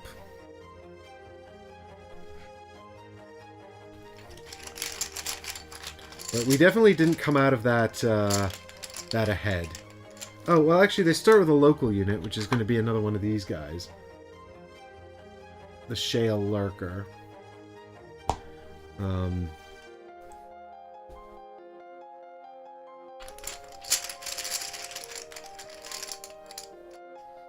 then it's a Bane. Good. It's gigantic. Double the health of the first rival unit deployed.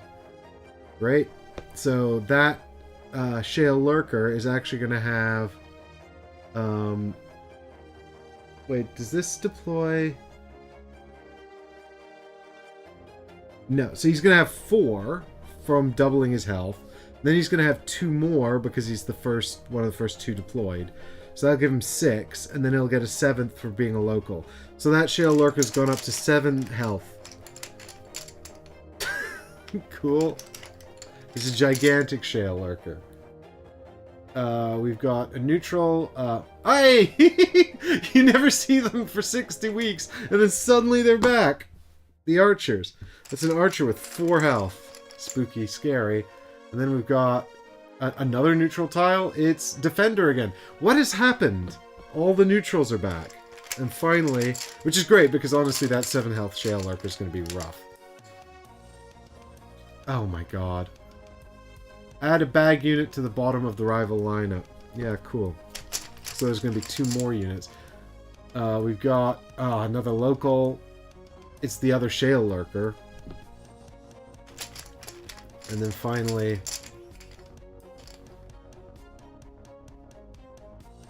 it's the traitor! The Catchafact that betrayed me has come back to ensure my death. This is going to be really rough. I'm not excited about this, honestly. I'm not excited.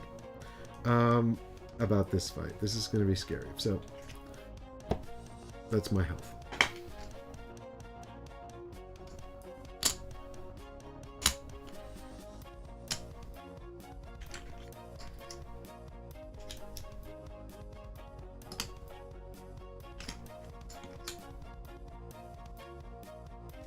There's 5 there, and then these ones at the end finally are just like normal people instead of having enormous stacks of blue chips.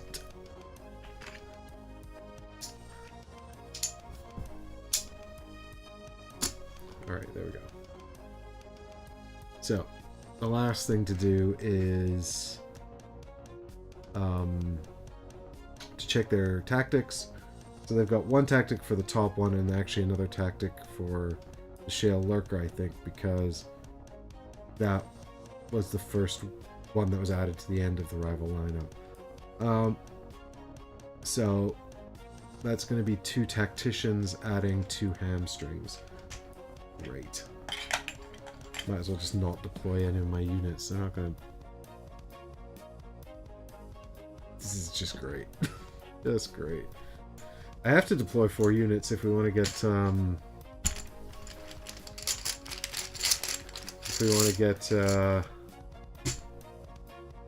are these then?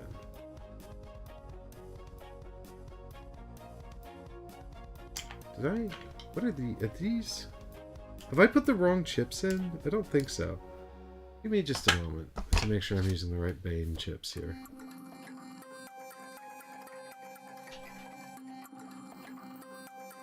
Nope, I've accidentally used Scion Bane chips. I don't know what the difference is.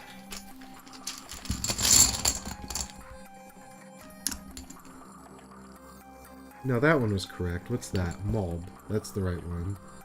Gigantic shouldn't be in there. And nor should multiply. So, those shouldn't exist.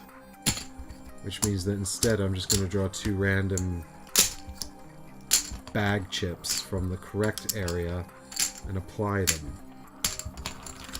I guess it's good to give these a shuffle anyway. But actually what I should have been doing is pulling the chips from here, because these are the Bane chips and those are the Scion Bane chips. So the first actual chip... That one's shit. So... Here we go. This is the first one. It's a bag chip. Each time one of your units is defeated this combat, gain a Scion influence. Fine. And the other one... Discard all of your tactics. Oh, that's rough.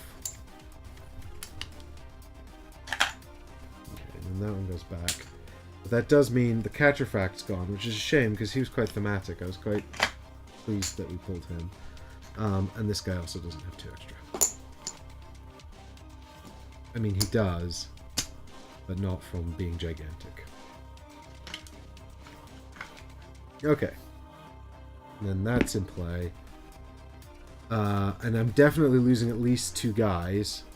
But as long as we can keep it below three losses, then at least we won't get another Bane.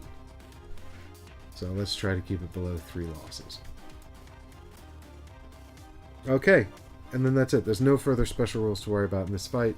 So, to start with, the Shale Lurker comes out here, gains a hit point. And this Archer comes out here and loses a hit point.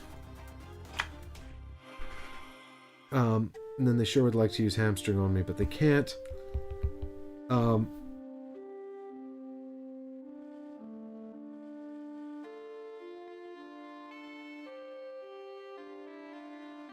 So what I'll do, I think, is I'll actually just put my Provocateur here.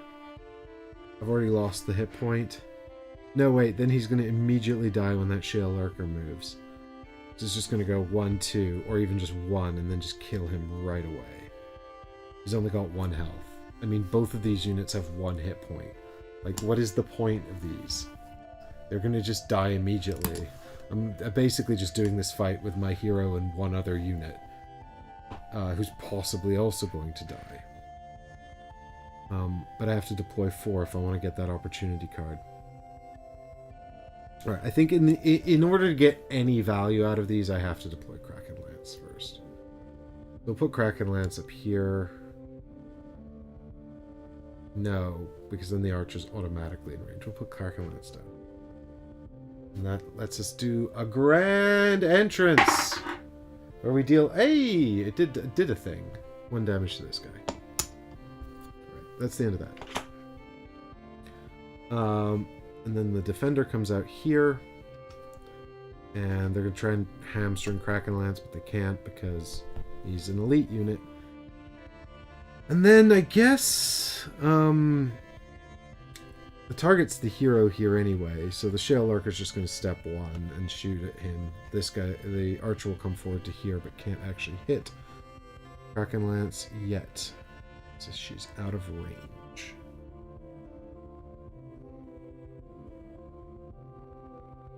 But the others can. Or the Shale Lurker can, so here it comes with its damage. It's got Blasphemous. No, not Blasphemous. It doesn't have anything that really matters for combat, actually. And it whiffs it, too. So that's a helpful start. I will then deploy this archer here, I think. Take a punt at that archer. She's going to come and attack Kraken Lance anyway. And Kraken Lance can go 1-2 up here, I think, to just start wailing on these people.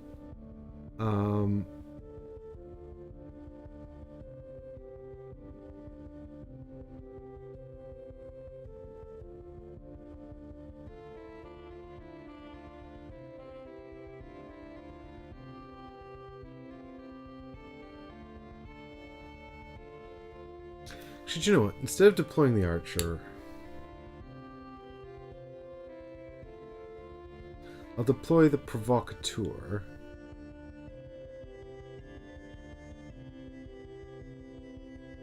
What do I think is... No, we'll deploy the archer. But I'll tell you what, I'll put her here because Kraken Lance has Inspire. And she's got First Strike. So, let's put the archer into the other archer in an effort to take enemies off the board. She's got a black. She's got 2 yellows and a blue. From Inspire on Kraken Lance, from Combat Presence and her defaults. She'll fire at this other archer. She's got First Strike, so she can attack. 2. Alright, so the question is, do we take that archer off the board? I think we almost certainly do, because he's got 4 health. There's a chance we kill him, but I think we probably won't get to. So, you know, let's just take this archer off the board, because that's just less damage we're taking, isn't it? I think that's always better. So Kraken Lance has 3 black dice now. And there we go, 3 damage. Which would have killed the Shale Lurker, but I think it's much over much, and this gets a chip off the board, doesn't it? And I get a health back. Alright. And then it's back to them, and they're going to deploy the other Shale Lurker here. And then they're going to hamstring this archer. And then this defender will move down here. And this Shale Lurker is going to hit me for 2.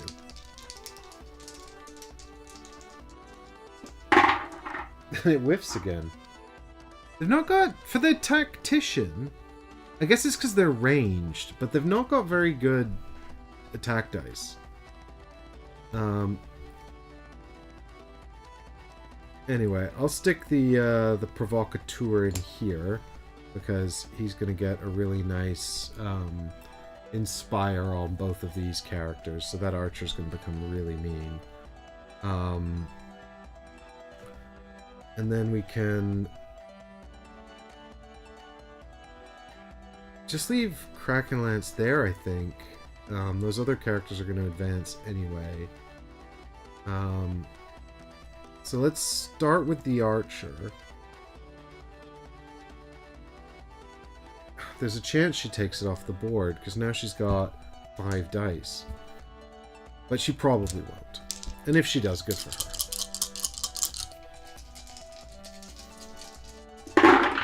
No, 2.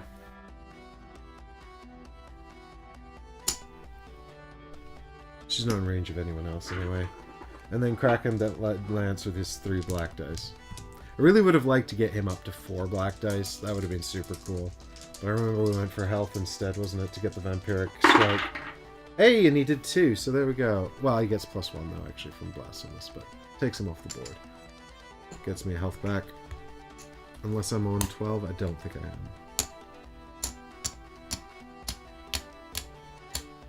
Now I am. Alright. And then they want to target the hero, so he'll come in here, and actually that beetle won't move, which is kind of annoying.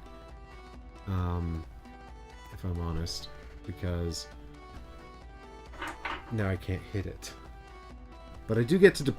well, and now the defender's going to hit me for 1 black die, and then the beetle will... Well, he whiffed as well. And then it's the beetle, the Shale Lurker. Whiffs... Those are the wrong dice. Okay, we'll roll again with the right dice. Alright, 1 damage from the beetle. So 1 in total on Kraken Lance. And I get to deploy 1 more unit, which I have to deploy.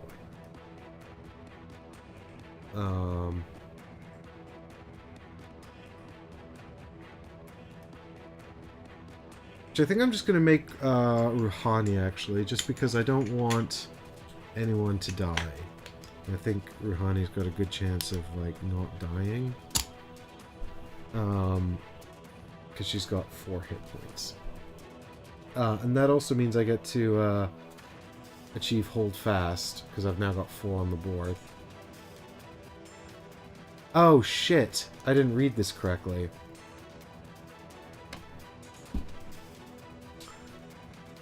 Well, never mind. That's my fault. It's not 3 or more units, it's 3 or more defensive units. Just didn't read the card right. Should have taken the other one. What a damn idiot! Alright, well, we're not having that anymore. Sad. This whole thing was pointless! I'm moving the archer up here. And I'll move the gladiator, the provocateur over here, I think. So that the archer can have... The archer doesn't need the inspire. The archer can do 2 damage. We'll leave the provocateur over here. Damn it, that's so disappointing. What was the other one? Add a bag unit to the end of a rival lineup in a bloodshed event, then win. I could easily have done that. I could have easily won this with 1 more unit in the lineup. Anyway, right, we'll do the archer first. She's going to be 4 dice against that Shale Lurker. Hopefully, she manages to pull it off. Nope, she whiffed it.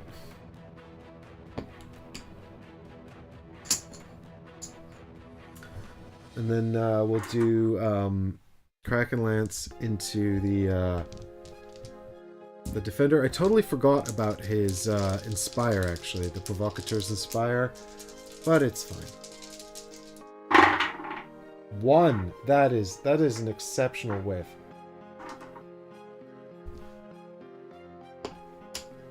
And then the Provocateur attacks with these 3. 2.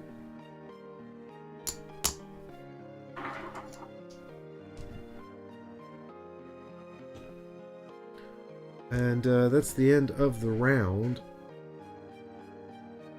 So it's back to them, and all they're going to do is hamstring the Provocateur. Oh wait, no, they hamstring the deadliest opponent without hamstring, which is actually Rouhani, which is fine.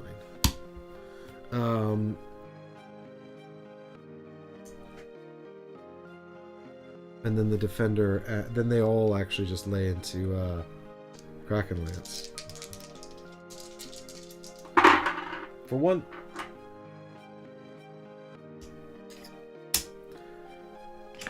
That's fine. Now surely the archer can finish him off this time. It couldn't possibly go wrong again. 2. This is what we needed last time, archer. And then we'll see if Kraken Lance can finish off that defender, because I sure would like to have a hit point back.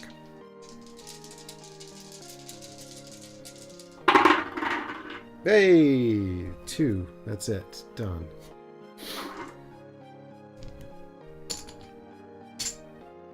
Good! 1 hit point back. I think that puts me back on 12, actually. 1, 2, 3, 4, 5, 6, 7, 8, 9, 10, 11. And actually, I didn't even lose a single unit, so Oppressive did nothing. So I guess we might as well grab an extra die on Kraken Lance, because the only other thing we can do is upgrade his leadership. So, well, the first thing we have to do actually is here, is mark off a weak. So we'll continue to advance that weak counter here. We lost all of our tactics, which sucks. So there's a real sort of dilemma we're coming up on now. So we advance the weak counter, and then we get to upgrade either leadership, but there's no point, I don't think. So we'll just grab this yellow die, even though it's a bit of a crummy die. And that's the rewards. Kraken Lance and everyone else comes back home.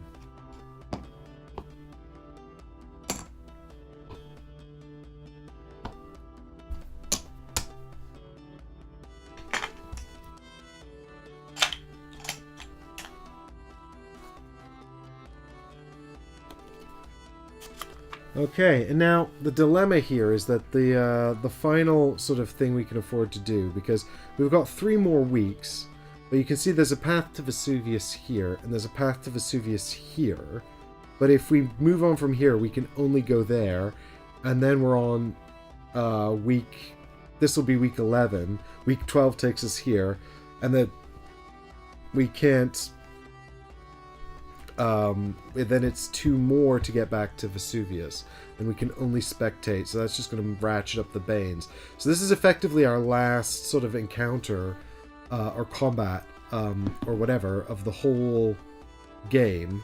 But we could do a spectate here, but I think we need to do a fight, because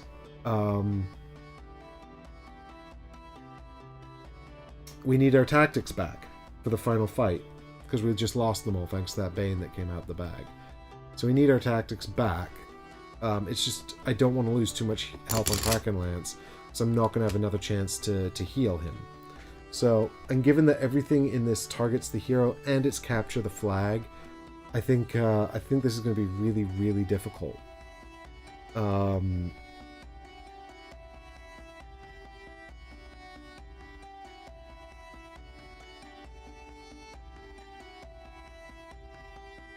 But I don't see a way around it. So we'll need to have a... So this is the heavy staff.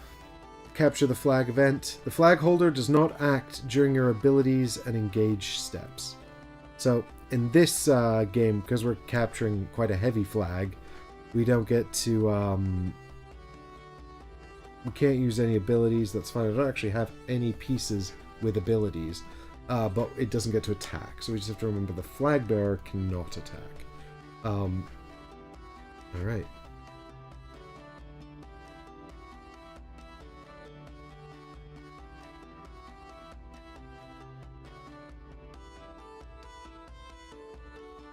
Let's see what we're up against. 4 chips here. The first one's actually a local. This is the last local because, I don't know, somehow we managed to get them all out. Unexpected. Oh, because I wasn't going to do a combat here. That's why. There you go. There's the cat and bonbons.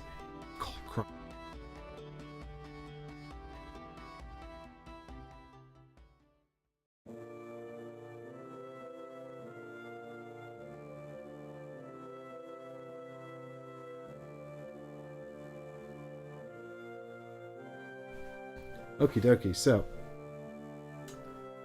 at least we will have got rid of all the locals, I suppose. That's a small thing.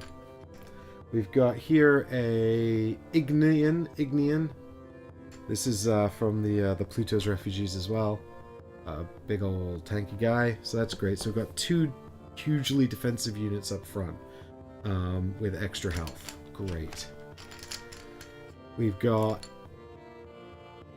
a Sagittarius from Partheon, and another Parthian, which is the traitorous Catrafact that abandoned me. So it's 8 hit points for the first Volcanic Brute. It's going to actually come onto the table with 9. Or 7 and 8.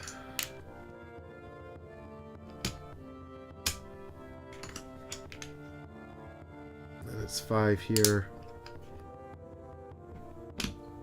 And 2.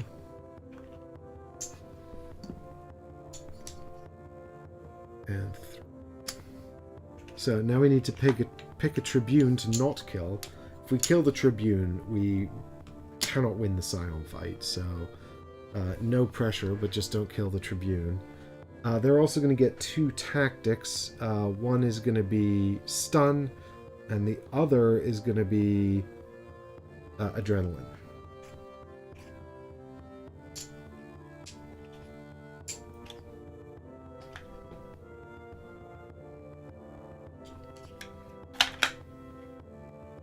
So I think we probably just leave the Volcanic Brute.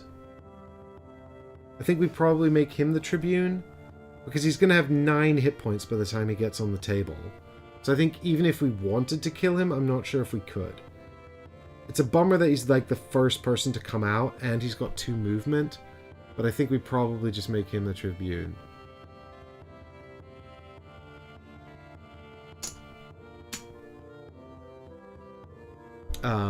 And then hope for the best. So, Volcanic Brute comes out first, and then Ignean comes out second and loses a health because he's not a local. Okay, this isn't Bloodshed, so at least we don't need to worry about anyone dying. So I think we actually start off by deploying Xeno of Gargarai, but he still loses a health because... actually, if we pop him down here... Actually, this guy's just going to come and kill me right away. Sorry. There we go. That's going to be 1, 2. And he's just going to come and kill me right away. This guy's only got 1 health. So we need to basically deploy a tank. So let's put out the Secutor then. How many units do I get? 4 total.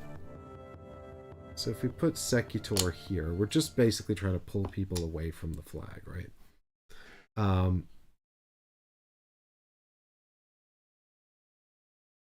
If only we had combat lock. If we had someone with combat lock, this would be so good.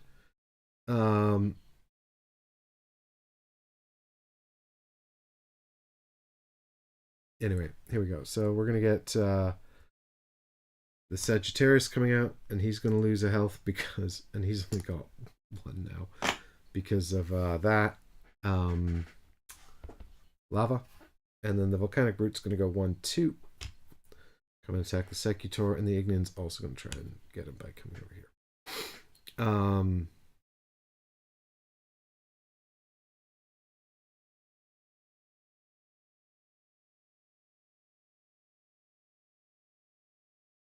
And then I think we can deploy Xeno, and he'll get an extra quick hit in. And then I've only got 3 units left. God, it's quite nerve-wracking, actually. Put Xeno down here.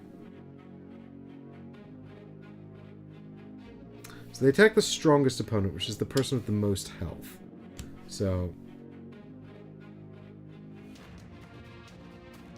Well, anyway, so Xeno comes in.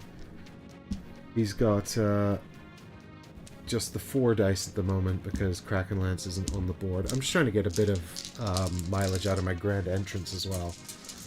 And also save my hit points by not being the first one on the board. Oh, I didn't do the attack for the Volcanic Brute on the Secutor. My bad. I'll just resolve that real quick. So this is the Volcanic Brute attacking the Secutor. 1 damage, which is pretty much what we expected from that. And then it's Xeno, and my turn. And Xeno does 2 damage to the Ignean.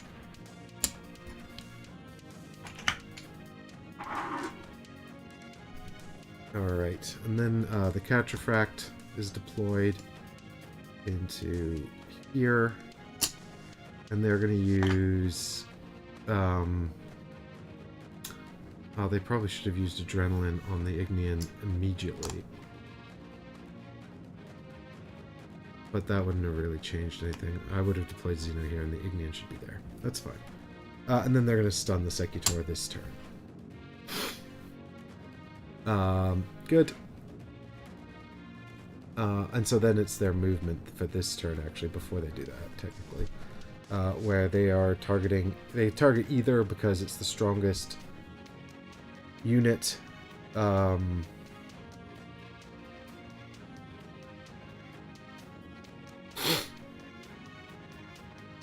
we'll move it here. I think I can kill it on my turn, so I think that's probably fine. Although, it's kind of a pain in the ass, if I'm honest, but never mind. The Sagittarius, again, will attack either, so we can move him down here for 1. Same with the Catrafact, but actually he can only reach Xeno, so he's going to move 2 up here and probably kill Xeno. And then they're going to stun the strongest opponent, which again is anyone, so we'll make it the Secutor. Uh-oh. Yeah, it's not looking good, actually. It's looking real bad. So we can start with the Sagittarius, I guess, into the Secutor. So much for my grand entrance. I'm gonna be dead. They're all gonna die before I get a chance to join the fight. That's 1. And then it's the Volcanic Brute. Yep, 2.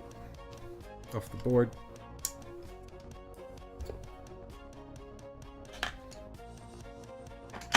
And then it's the Catrafact into Xeno. Actually, the Catrafact also gets to use... No, wait, didn't the Catrafact deploy this turn? Yes, he did. He shouldn't have moved. So, that's fine. I've got a little bit more time. So here's what I'll do then. I'll bring in Xena... I'll bring in Kraken Lance here. So we get to do our grand entrance with 2. Which is 1 damage, which is actually just going to be dealt onto the Volcanic Brute anyway, because we can't choose, so it's deeply unhelpful. And then Xeno can move up here and try to kill this Catrafact, I think. And actually, I can move Kraken Lance because I have Tactician. Which I always forget about.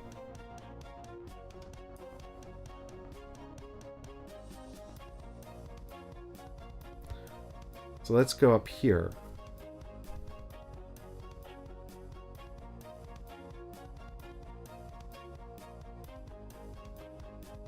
And then we've got 5 dice, and hopefully we can kill this 6 dice. And hopefully we can kill this Catrafact.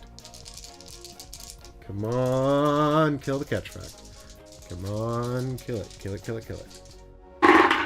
Hey, there's 2. That's what we needed. Is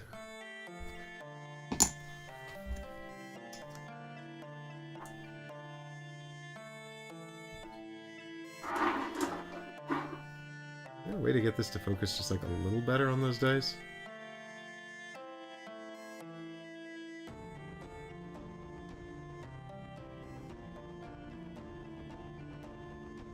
Oops. And I'm just busy adjusting the wrong camera.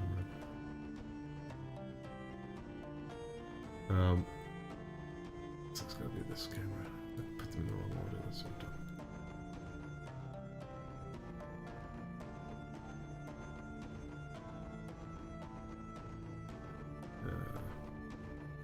Not without... No, it's just too much glare off the metal dice. Okay. Right. So. Their turn. Alright. We still need that flag, though. Ignian's going to get into range. Volcanic Brute's going to get into range, but only one person can actually hit me. If I move the Volcanic Brute first...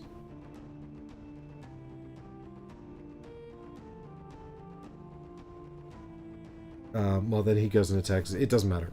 No matter which way I organize them. The Ignian winds up here. The Volcanic Brute winds up here. And the Sagittarius... I just need Xeno to survive this. Actually, yeah. So the Volcanic Brute's going to hit Xeno, and if he kills him, this whole plan falls apart. I just need Xeno to survive, because the Sagittarius moves here. And that's it. Oh, shit! Oh, this is really funny. It might still be okay. I'd actually built a bit of a plan around using Mert. I totally forgot we can't use Mert because she'll just die. God damn it. Where's my brain at today? I'm literally such a mess today. What's happening? Alright, it's fine. Don't worry about it. Here's Ignean into Kraken Lance. Misses completely. And then here's Volcanic Brute. Same attack into Xeno. Oh, please be okay. Uh-oh. Oh my god! I was so worried there for a minute when the gold rolled a sword, but the green came up blank. So not what you would have expected, but that's fine. That means it's not the end of the world yet. Okay, and then Sagittarius is out of range. So what we have to do now is put Provocateur out because we can't use Mert. So Provocateur comes down here. And then Xeno goes over here. And then I guess Kraken Lance can move up here, although it doesn't actually matter at all. And then we really need Xeno of Gargarai to kill that Sagittarius. Please.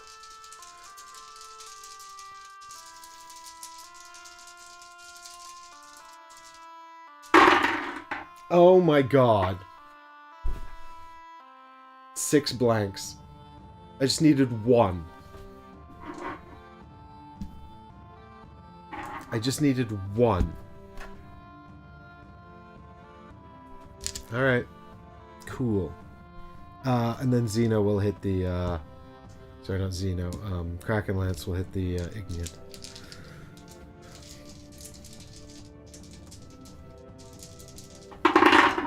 For 2.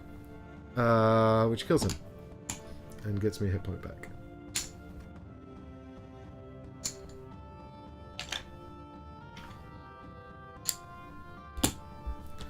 One, 2, 3, 4, 5, 6, 7, 8, 9, 10, 11 is definitely less than 12. Alright. And that's the end of that. So, back to their turn. They're out of here units to deploy. We just got a big old stack of hero right here in the middle. Sagittarius really wants to shoot our hero, so... Oh, he's got dodge as well. It wouldn't have mattered, though. His dodge actually is worthless against Gargarai, because Gargarai is all blues and yellows. So, Sagittarius moves up to here in order to shoot. Well, actually, he could move over here as well. It doesn't make a bit of difference to me which way he goes. So, he'll just go there. And then we'll just do, actually, all of them into Kraken Lance.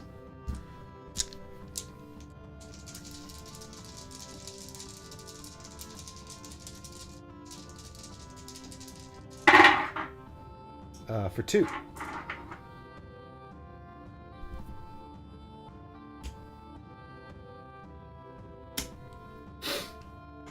Okay, so Xeno has to move here then. And I think Kraken Lance moves here. And the Provocateur, 1, 2, 3, moves up here to pick up the flag.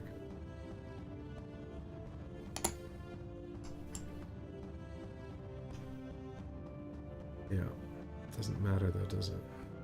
Because the Volcanic Brute's going to come and kill him immediately. But for what it's worth, we'll see if Gargarai can actually finish off the Sagittarius this time.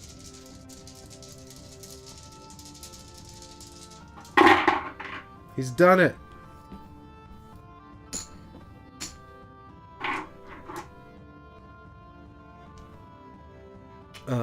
Right, and then the Volcanic Brute is going to go 1, 2, and kill the Provocateur, unless he whiffs it.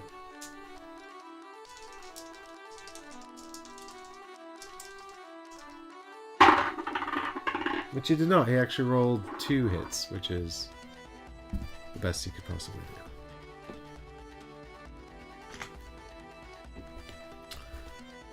do.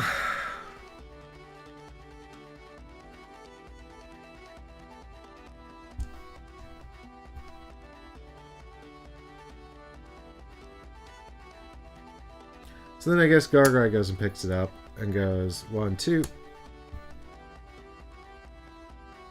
And then Kraken Lance just goes here, I guess. And then the volcanic root will stay where he is and attack Xeno.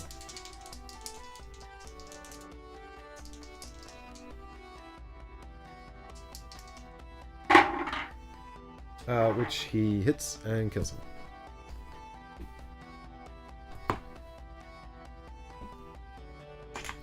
Then Kraken Lance just goes 1, 2.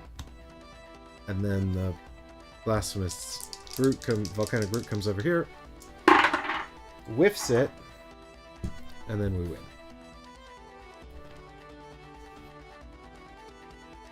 Alright. That could have gone worse. I actually think, have we got 12? 1, 2. No, I think we're on 10, right? 1, 2, 3, 4, 5, 6, 7, 8, 9, 10. Yeah, 10. That could be worse. Could also be better. And as a reward, we're going to take all of our tactics back. So I think going into this final fight, it's a lot of Primuses and things. I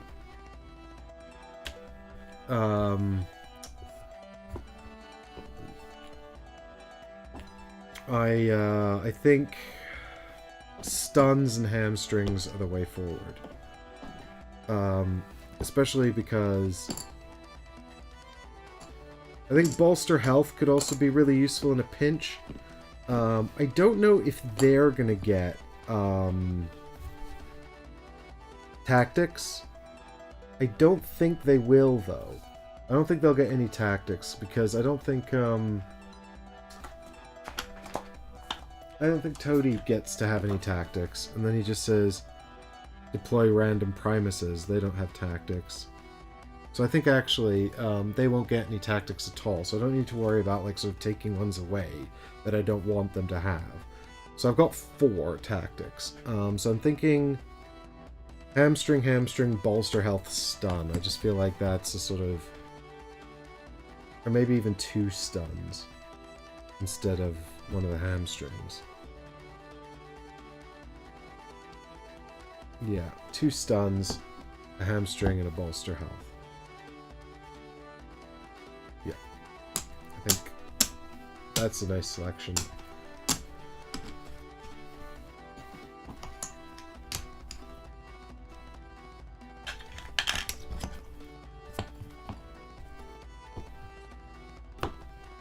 We got to move on the week, so that's moving into week 10 here. And the heavy staff is gone. The next event will be a this event, just to troll me, is going to be what was the one we needed? King of the Hill. It is it. Your Hero of the Hill. King of the Hill event. Great. Why did nothing work out my way today? What did I do wrong? Okay, so here we go. We're going to go into the final fight. Down here and into the capital. What? It's exciting stuff. Try to still your beating hearts. So, when your encampment moves onto the Vesuvian... Okay, so the first thing that happens is this. No, the first thing that happens actually is Banes for the things left here, but there is actually none. We managed to get rid of them all. So the next thing that happens is we're going to go into the bag and reduce Banes equal to the number of blessings we have left. But I think... So we're tipping out this bag anyway. We get to see... This is the... We get to see the best of all of our friends that we met along the way and then had to murder over and over again. So actually, I don't think there's that many Banes in here, because I think we managed to get rid of some as well. There's 2, there's 3, there's 4 Banes in here. Okay, so we didn't actually manage... There's 5 Banes in here. Okay, that's more than I remember putting in here.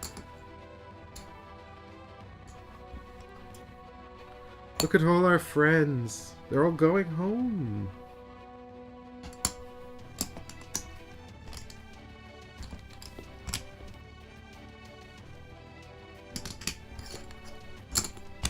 Yep, they're the ones that couldn't make it.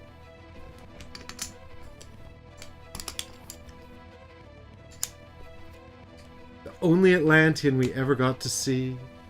We got to see you twice, once from the very first game and then once quite recently when we tried to run over you with a chariot. Can you focus? No, it can't focus because I turned off autofocus.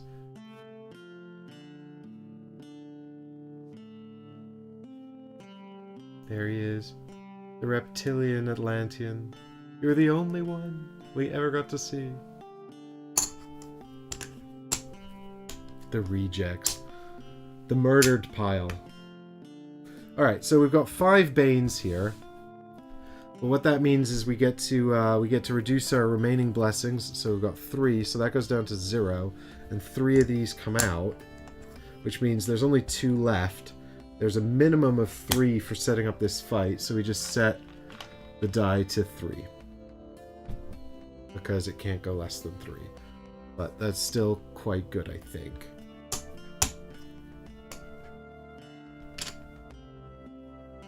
Okay.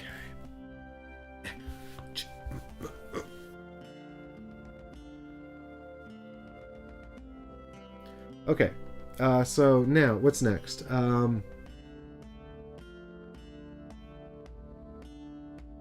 Before combat, remove all the Banes in play.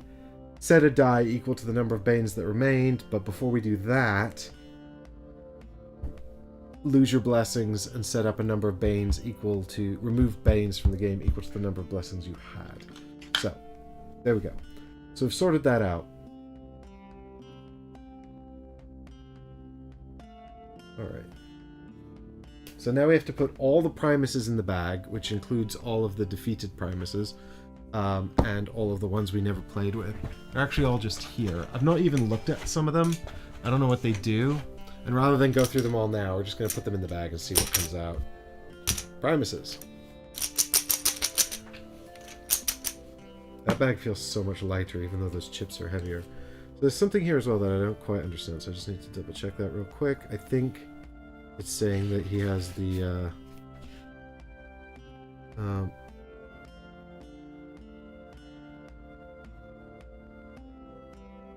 Oh, okay. I see. Earlier when I reset the gigantic Bane, I shouldn't have done that. We should have actually had that in the game. The other Bane I put in was incorrect. The one about multiply. That was for the Hydra. There's each Scion has a unique Bane that is the first one that you add to the game when you get your first Bane. And I must have added Gigantic so long ago I completely forgot. But that's fine. It would have minorly changed that fight. I don't think it would have made too big a deal. And we had a different Bane instead, so not too much to worry about there. So we can gloss over that. So we need to... There's the Toti chip. And we get a little bit of story as well. Do you want to know a bit of the background? I might have read you this already, so I apologize if I did. But here he is. Toti. This is a giant angry thing. I need to turn on the focus for this camera again. It's this one, isn't it?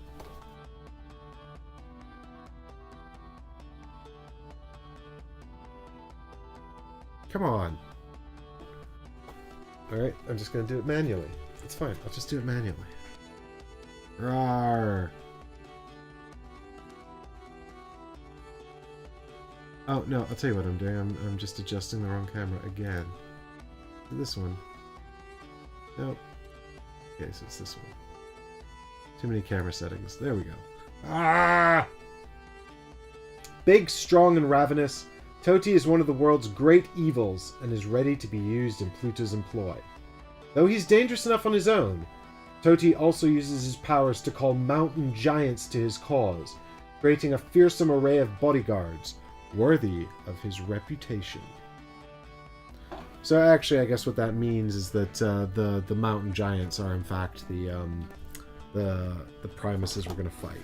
And so what this means for the game, yep, I've managed to completely put the table camera out of focus. There we go. is that before combat, right, so Toti ignores all damage it has dealt until 3 or more Primuses have been defeated.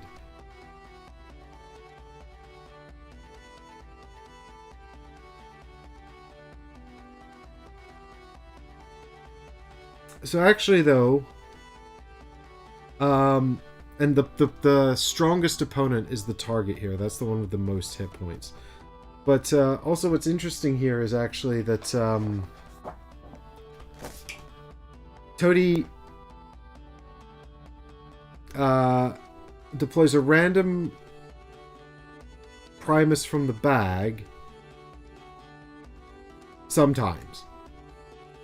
So we have to kill 3 Primuses before he can even before we can even hurt him. But also he might not deploy one for ages depending on how well we roll. But he has 6 hit points. And he lives here. We'll put the 3 over here. There we go. Here. You can see it now. There he is. He's just smugly waiting for us. What a jerk. The toughened hide rule is not in effect. So we don't need to worry about that at all. So we're just looking at Toti's situation here, which is... and the way this is going to work is we're just going to grab all of these dice here and roll them, and then we're going to trigger his abilities based on what he rolls. And I presume he also gets to go first, which means he's just going to spend the first turn stomping around doing nothing because I'm not even there. But, you know, we can see how big and scary he is. So here's his dice pool. It's 2 blacks, a red, 2 greens, 4 blues, and 2 yellows. And what we really need is for him to start rolling some hits on these blues so that we can get some Primuses out. But he hasn't. He's not even deployed any Primuses. So he has in fact got 2 movement. He's going to deal 2 damage to his target. And he's going to heal 1 health to an ally. And that's all he's going to do, because this blue one is lost. Oh, I've got this on off. This blue one is lost because he didn't roll 2. He's actually managed to blank out on like a bunch of really important dice. In the end, was it this one for this? Oh, there we go. That's the one we want. Unreal. So I guess I should deploy a tank or something. To soak up all of his damage while he just kind of stomps. Well, he's not gonna do anything this turn because there's no target. So really, the only thing that might have happened this turn is the summoning of Primus, but that didn't even happen. So that's it. I'm gonna assume that he can't heal himself. His weakest ally gains hit points, but ally doesn't include you, right? Yourself. Because that would be gross if he could heal himself. Bonbon, what are you doing down there?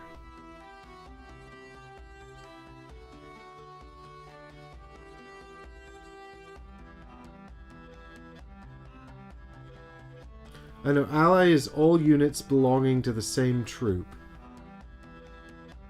The game may define other units as allies as well. Units cannot mark, target, or attack allied units. Units that are not allies are opponents.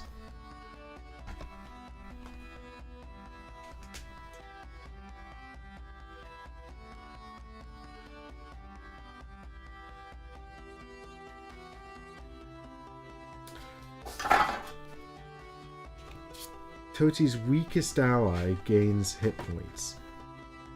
You think he can heal himself? I feel like that's game breaking if I get it wrong.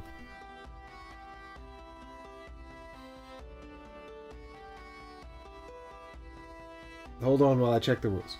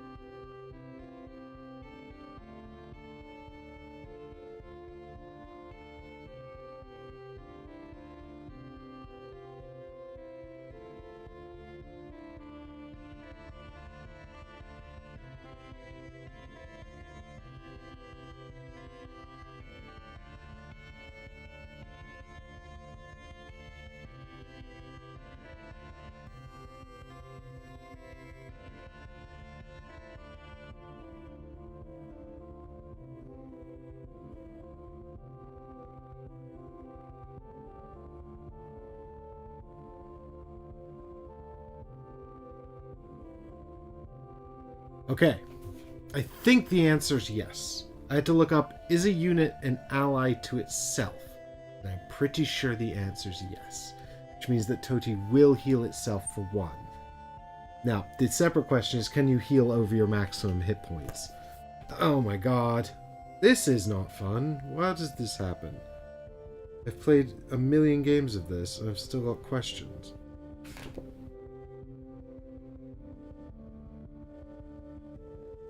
It cannot exceed its maximum health. Okay, fine. So it can... Toti can heal itself, but it can't go over its maximum. There we go. It's been decided. Also, now it's my turn, and I have to put a unit out.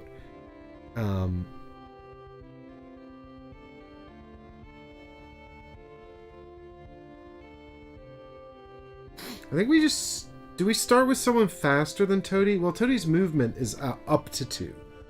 Toti's movement's up to 2. So let's start with our provocateur, because he's got 3 movement, and Toti will never catch him. if we're clever about it. So we'll just start here. Actually, no, because there's no... Okay, well, we can't start anywhere. We can start here. But we can't start anywhere where he can't reach us in 2. So we'll just start here for now. And then hope he's slow. Not giving myself too many hit points. There we go. Way too many hit points. I'm going to give myself twice as many hit points. Okay, there we go. That's wrong. This button. Okay, so back to Toti's turn. Still no enemies or anything. I'm just going to roll the dice, actually, over here. Also, I need this to be down here. There we go. I'm going to roll the dice up here so we can very quickly get them over here. Okay, so what have we got going on this time? 1 unit of movement, 2 units of healing, but there's still not going to be any need for that. He's going to do 2 damage to his target, but he's not going to be able to reach one. And fortunately, he's actually going to pull an ally out the bag this time. So that's good. So now he goes and triggers these in order, starting with the movement. So the movement is just going to be 1. He's going to go towards our friend Provocateur. He might as well go down here. And then he does 2 damage, but he hasn't reached the Provocateur, so that's fine. And then he's going to summon a random Primus out the bag. Finally, someone for us to kill. Let's see who it is. Ah, it's our old friend. The Parthian.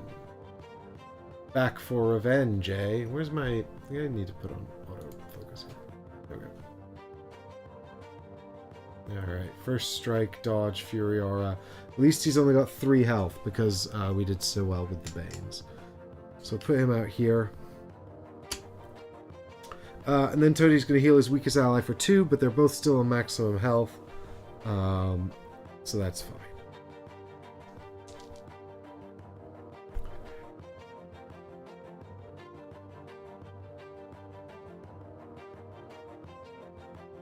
I mean, there's a technicality here which I'm not going to look up because I'm already bored of looking them up, where the heroes are the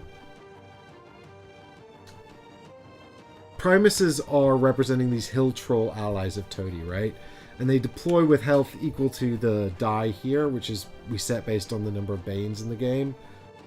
Technically, I guess their maximum health is 6 on the chip, so you could possibly heal this character for 2.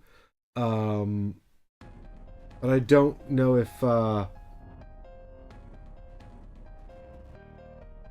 this is supposed to reset it, like cap it at 3, like cap their maximum health at 3, or not. I'm gonna look for 2 seconds. I'm gonna spend 2 seconds.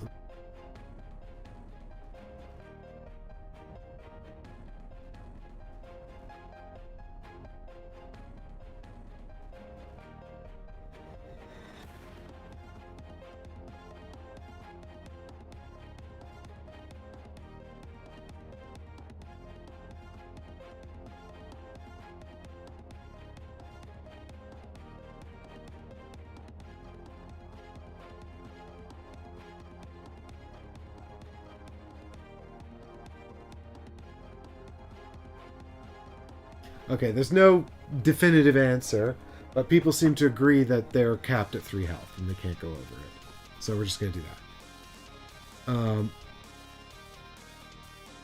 Good. So that's the end of that. And now it's back to me. So Provocateur could go and try and give his life to save Toady. But I don't really want that.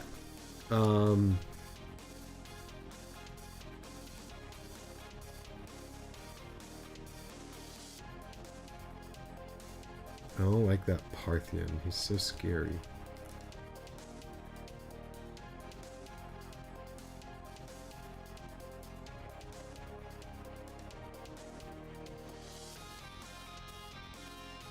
Here's what we'll do.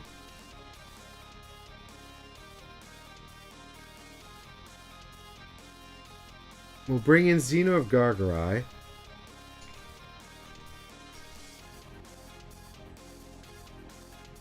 Yeah. Here. And then we'll use Hamstring on the Parthian using the tactics on the Provocateur. And then the Provocateur can go 1, 2, 3 up to here. And hopefully that will help us avoid the worst of it. So then it's time for Toadie's turn. So Toadie's turn kind of works a lot like normal turns. The main difference here is that the tactic placement phase is just replaced with Toadie acting. So there's no deployment because there's nothing in the lineup. But obviously he does deploy stuff, but as part of his abilities. So the way it works is we're going to run through all of this.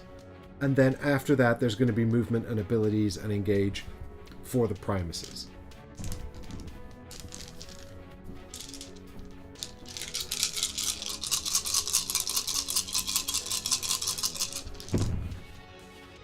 Oh, we still didn't get another Primus. This is so annoying. Uh-oh. Uh-oh. Uh-oh. Okay, so he's going to move 2, and he's going to target the strongest opponent, which is Zeno. So he's going to go 1, 2, or 1... No, he's going to go 1, 2 like this, I've decided. 1, 2... yeah, and then he's going to target Zeno, leaving Zeno on 1 health. Poor Zeno. Oh my god.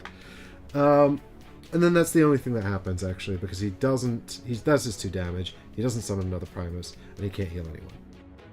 And then the Parthian, and so then we go into the movement step, and the Parthian is going to move 2. He wants to get in range of the strongest opponent, which is now the Provocateur.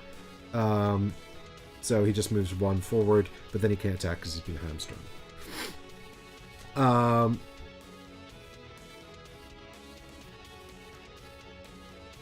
And then it's my turn. So I'm going to go and deploy somebody somewhere. I think I'm just going to put out the Secutor to try and buy time. While we wait for enemies. So I'm going to put the Secutor down here. And then I'm going to move the Provocateur. I could use Stun or something, but I could use Bolster Health, actually, on Zeno. Yeah, do you know what? I actually do like that. So let's use Bolster Health on Zeno.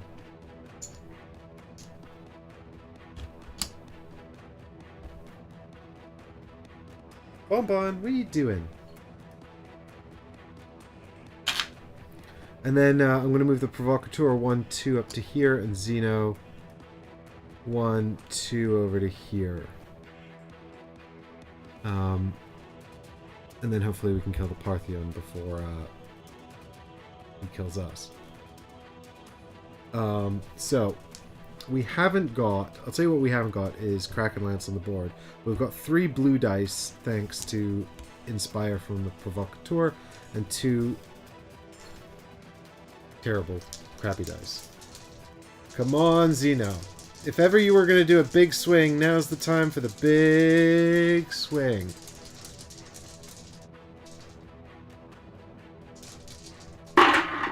Hey, 3! Straight up just murders him. Nice. Get this guy out of here. 3. Boom. Dead. So that's one Primus down. We need 2 more before we can start actually attacking Toady. And that's the end of my turn. So it's Toady's turn now. 4. I've given him an extra yellow. I'm gonna have to keep these separate over here, I think. I need these blacks though. Alright. Bombo, what are you doing? She's just sitting over there, like, looking so forlorn.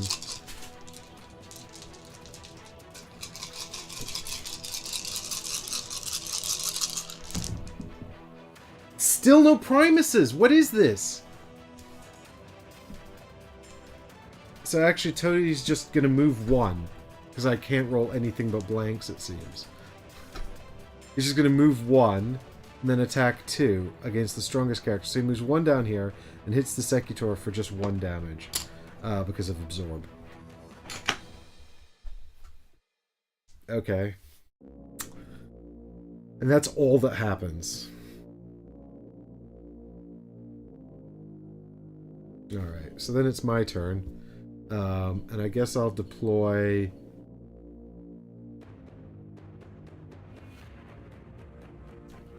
I might as well deploy Mert, and I'll tell you why. She's got a lot of health, so she can kind of dash over there, and so long as they're targeting the strongest person, she's going to be safe for quite a long time. They're just not going to target her for ages. She's got only 1 health, so they're just going to leave her alone.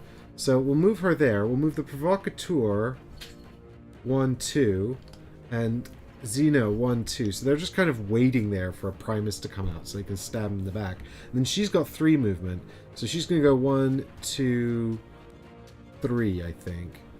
So then when the Primus comes out, everyone just murders it. The Secutor will go 1 over here. He's just leading Toady on a merry chase, but also, if Toady actually blanks out on the greens, then he can't even get me.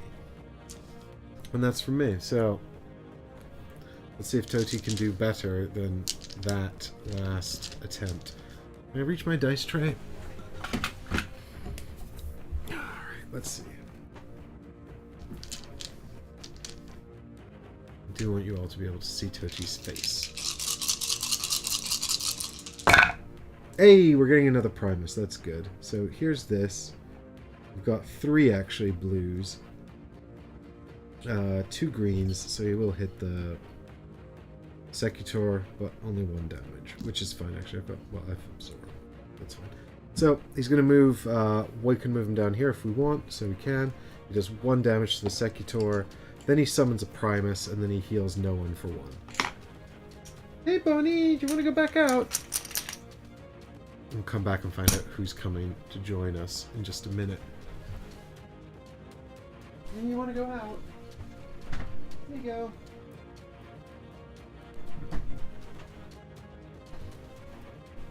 Alright. Will it be a Primus that we've seen before, or someone entirely new? You decide. Here he is. Ah, this is new. We didn't see this person before. Looks like Medusa. So this is the Stygiana. So she's got Retaliate, Combat Lock, and Agile. She moves 2. She's got 7 health, 2 greens and 2 yellows on attack. That's fine. What she's got is a very short lifespan because she spawns here. And she's now surrounded by my best dudes.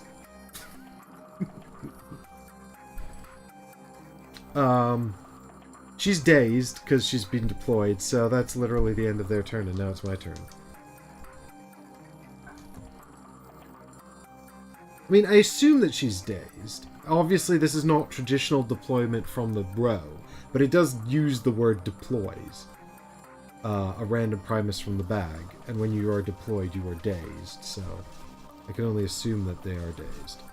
I'm also at maximum unit capacity here. I can't deploy anyone else into the arena until somebody dies. Anyway, let's start with movement first, I guess. I guess the Secutor will go up here. Feels bad to sort of keep Toady kind of wandering around down there, but that's fine. I mean, not bad to keep him wandering around. It feels bad that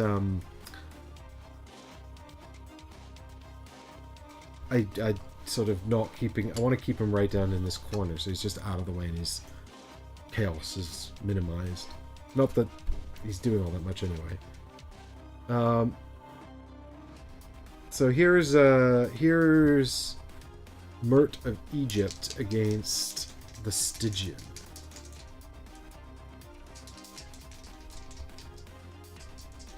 Yeah, nobody wants to play with Toady right now because Toady's invincible.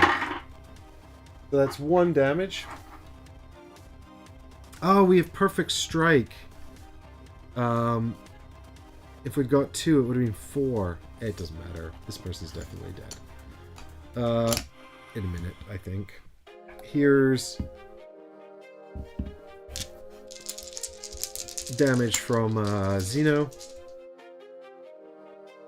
Oh, she has retaliate. Shit. I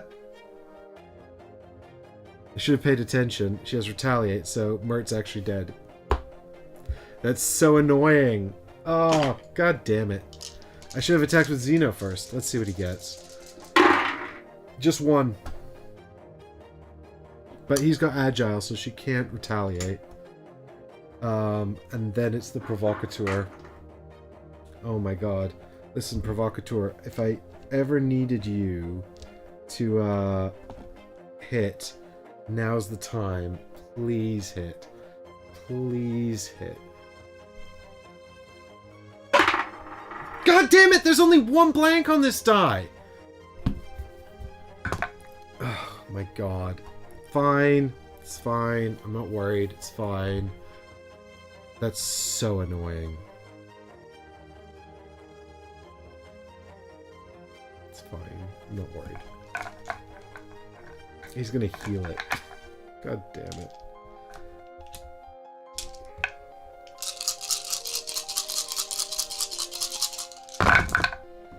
No, he's not, because all I can roll is blanks. He is actually going to heal her for 1, but Jesus, this is a lot of blanks. I still... Oh my god. He's still not summoning any more Primuses. He's just going to move 1 to here. He's going to hit the Secutor for 1 more.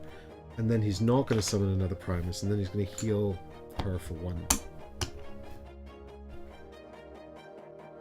Oh, and when I failed to kill her, the Provocateur should have taken a damage, right? No, wait. Does Retaliate trigger if I don't do any damage? I don't think it does. Yeah, you have to be dealt damage from an attack. Yeah.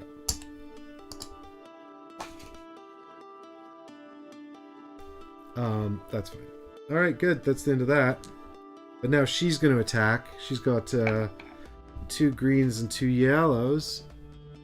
And she's going to attack the strongest, which is Zeno of Gargarai. If you kill him, I'll be so upset with you. Survives on 1. It's all getting very, very sketchy here.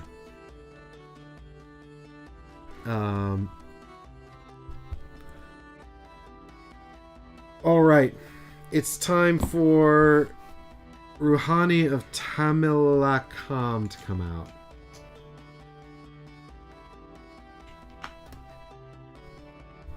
Up here. Are you looking at camera? Good. And then,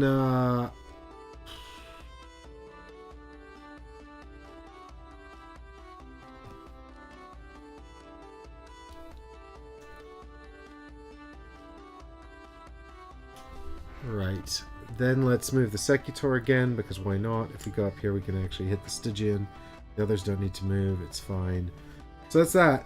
And then let's start with Zeno of Gargarai, because I don't want anyone to take retaliation damage that they don't have to.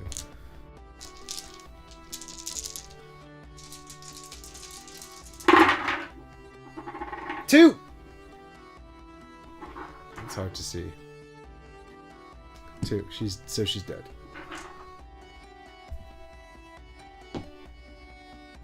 Two Primuses down. One to go, but only if he actually gets around to summoning it. Right. Nothing more for me to do there, so we might as well go back to Toadie's turn.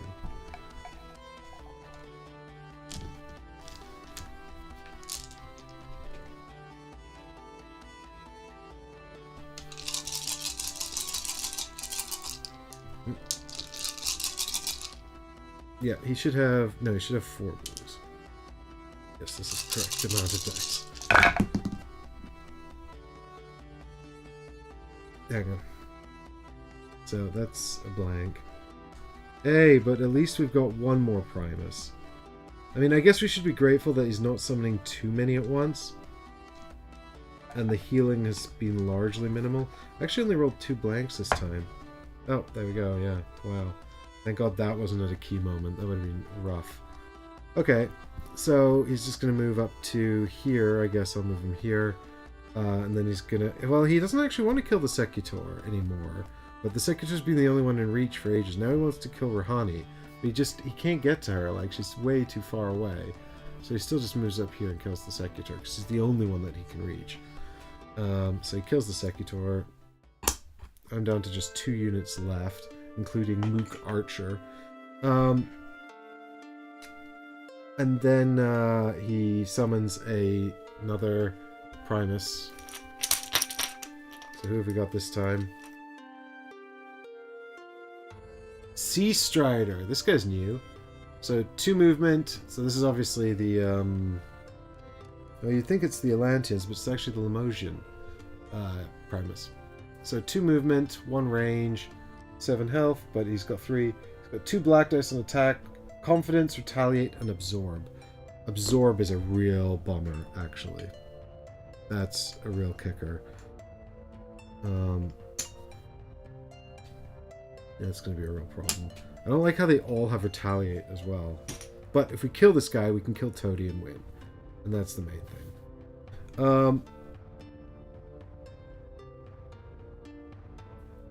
And so then it's my turn, and I'm actually just going to advance 1, 2... we'll go up here.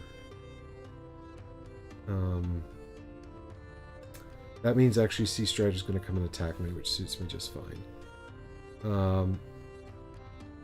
No, wait, it's not even... Hang on. We just deployed Sea Strider. He's dazed. He doesn't get a turn. Now it's my turn. I have to deploy a unit. The only ones to put out left, actually, in my camp are Crossbowman and Archer. Whoever I put out is probably just going to get mauled by Toadie. That's fine. We're basically just keeping back Krakenlance to come in and kill Toadie once he's killable. So sort of sent our army in against the Primuses, and then Krakenlance is going to come out and save the day. That's the plan. We might as well make it Crossbowman. So we'll put out Crossbowman next. I'll tell you why, because when Archer appears, she's got slightly better attack than Crossbowman. His attack is better, but only if he doesn't move. He has got first strike, but he can't hit anyone. And that's kind of what I mean. Like, I want to save the archers for when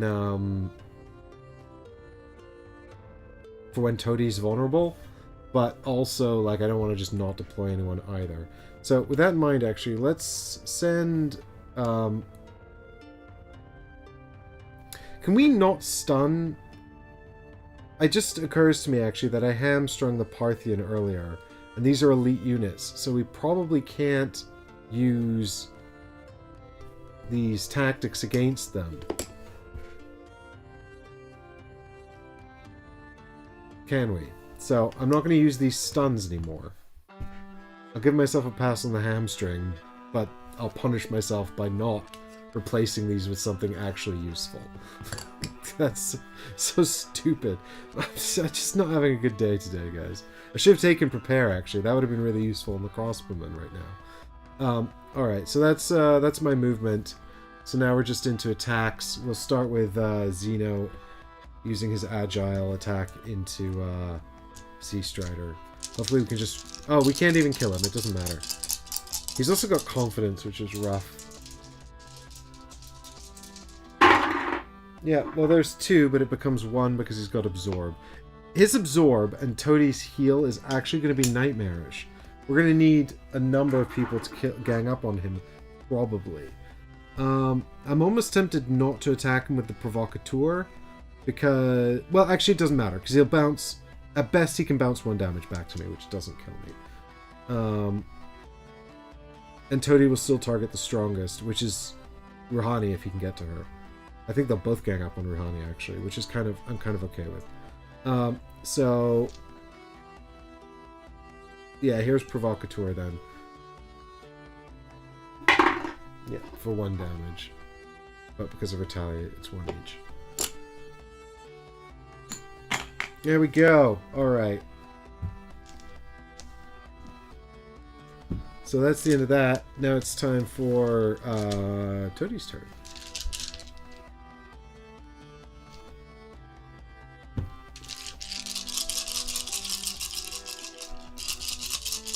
Come on, more blanks. Billy and Chaticus. Wish me blanks. Uh-oh. This is really a pain in the ass.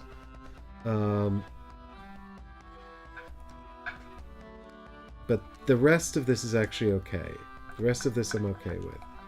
So we're going to get another Primus coming out, but that's fine. Although, now I wish he didn't summon any. But the first thing he's going to do is actually walk 1 here and smack the crossbowman for 2 damage.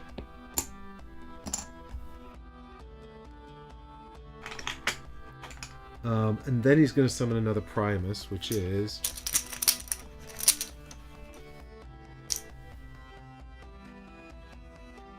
Oh, Kunlun Primus. We fought her, didn't we? Bing King. Taunt, dodge, hurl. Don't like any of that either. But you know what, like, that's okay. It could be worse. So she comes out here.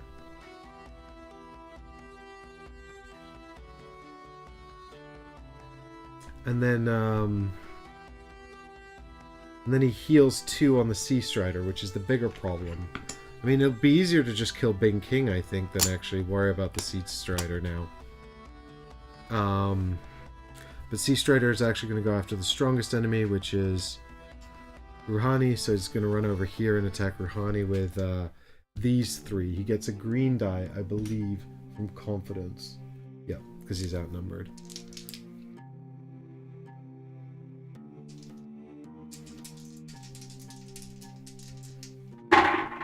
Two.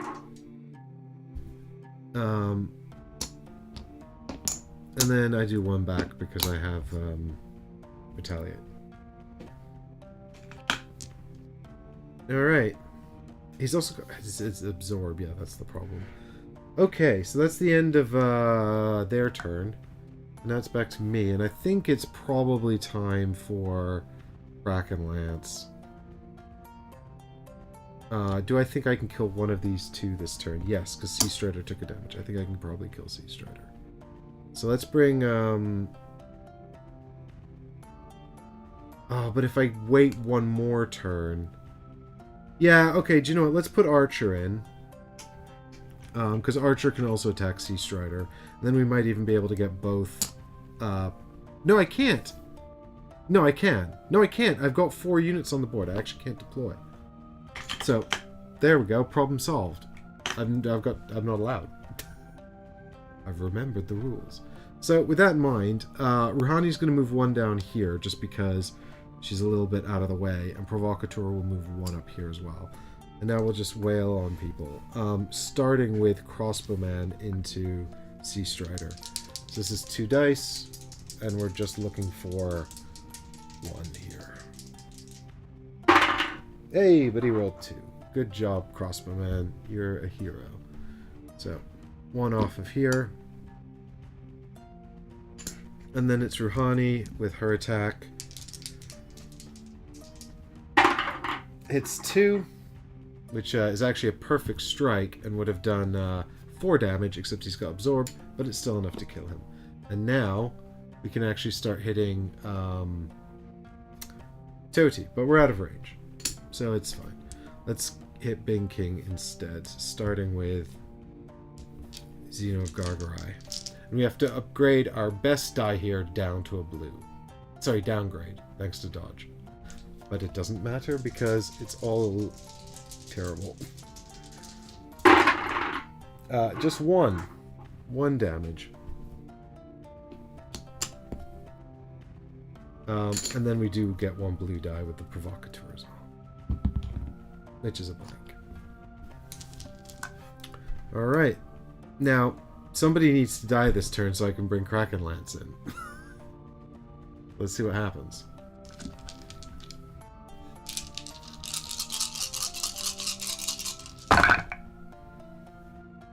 Okay, so we're going to have another Primus. We got 2 damage. We got 1 movement. And we got 2 healing. I hate that. Alright, so let's so he's gonna move 1 actually and do 2 damage against Rahani because she's the strongest. Which is bad because he hasn't actually killed anyone. So we need Bing King to kill someone. Fortunately, I think she will. And then another Primus is also going to come out. Only 3 left in the bag. And that Primus is Virago. We haven't seen her before. So she's the Amazonian Primus. She's got 2 movement, 2 range, first strike, quick strike, and deflect. Well, I hate all of that. Fortunately, we don't need to kill her. So maybe we'll just ignore her.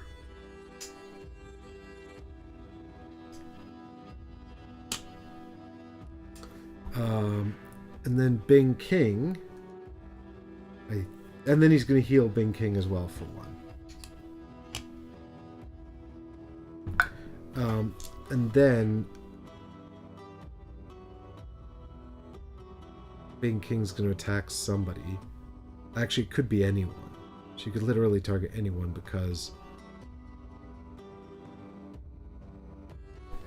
they've all got 1 health left.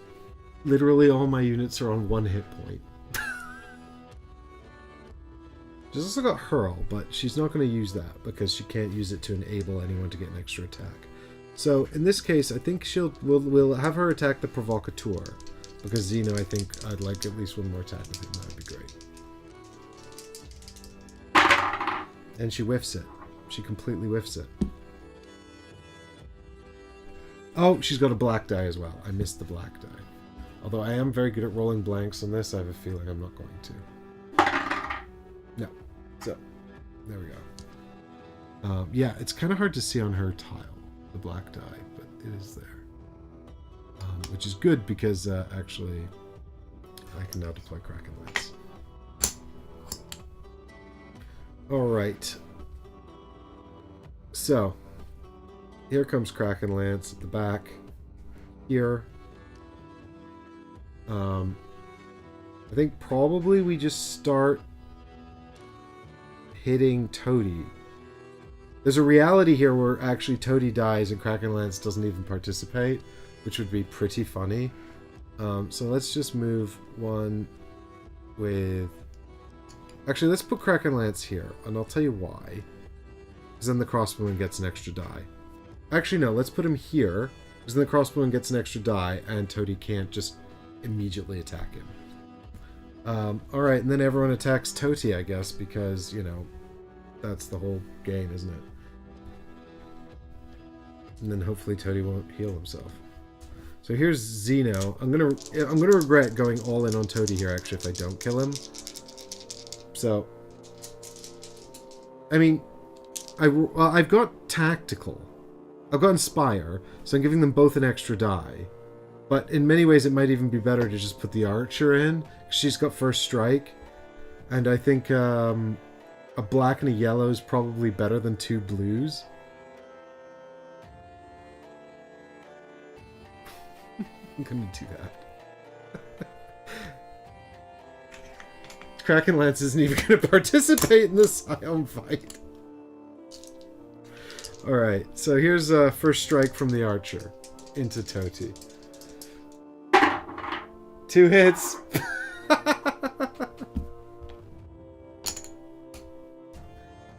Alright, if we can get perfect strike on Rouhani here, then Toadi's dead. Here we go, look. Come on, Rouhani. Perfect strike, perfect strike. Oh, there's just one.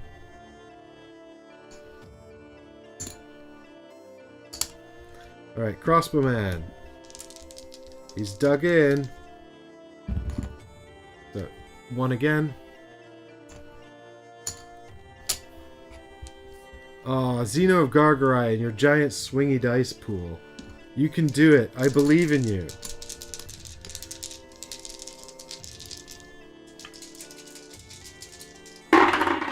No! He did one! Toady survives with 1 health.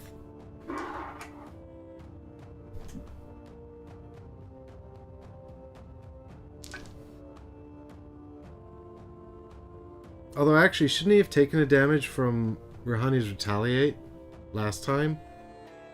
Do you know what? It doesn't matter. It doesn't matter. Right. His turn.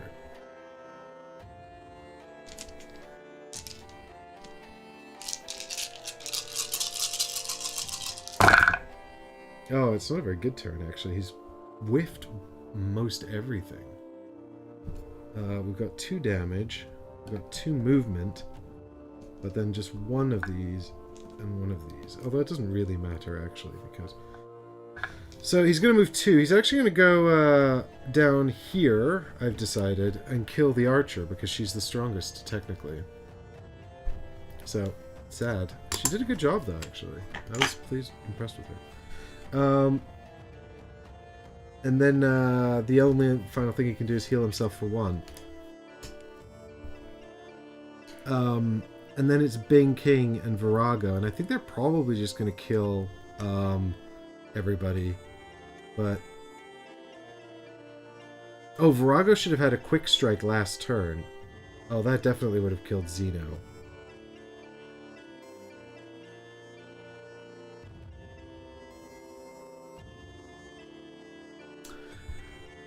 How much damage did Xeno just do? Was it 1 or 2? There's 2, 1, 1, so that's 4. Yeah, so he just did 1, so I'll just give 1 hit point back. Well, no, actually I'll roll, but this is for Virago's missed first strike. But yeah, she definitely killed him, so he should have been dead. No, so 1 health back for you. And now everyone else is gonna die. Actually, if they both die, I lose, right?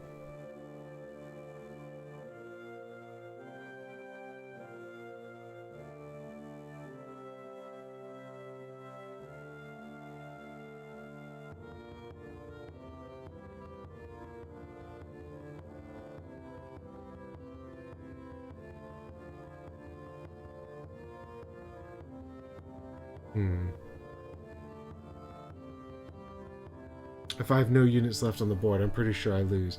I don't know if I would have taken the risk of not putting out the archer here if Xeno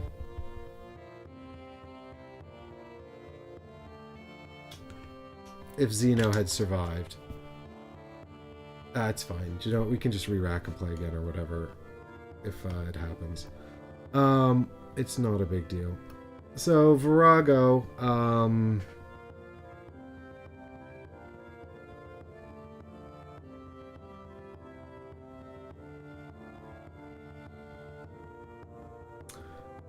so it's movement first, actually. Oh, but we can do this in such a way, actually, that they can't both hit both targets. It's fine. So we can do Virago first. And then she moves 1 to here to attack Rouhani. And then Bing King moves 1 to here to attack Rouhani. And then Virago attacks first.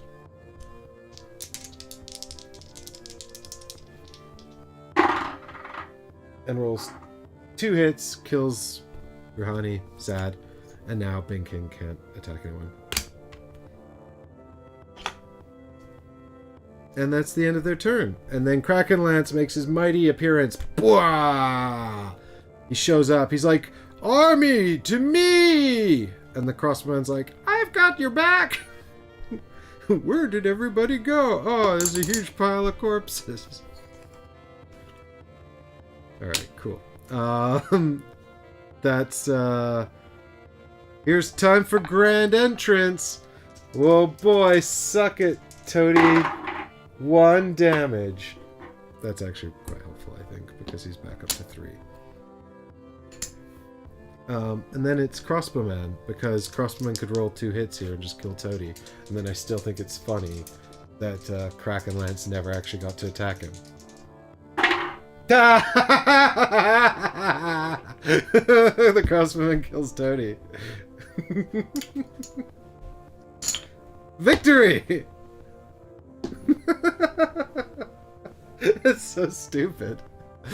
Are you excited for the end?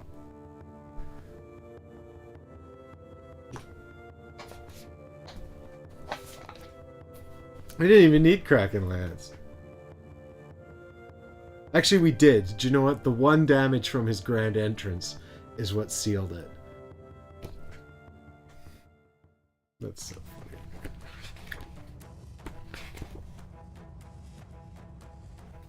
funny.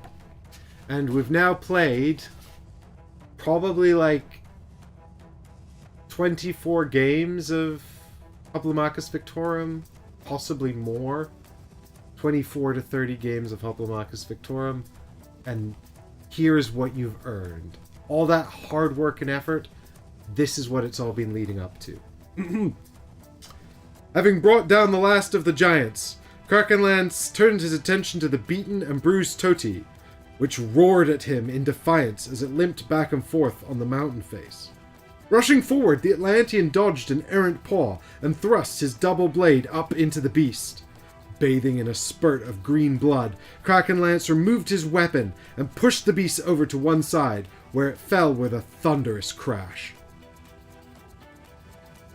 It came from the snow-capped peaks, and I defeated it in the dry, heaving bellows of the world's furnace, he said. There are not many of my countrymen who could attempt the same. The end.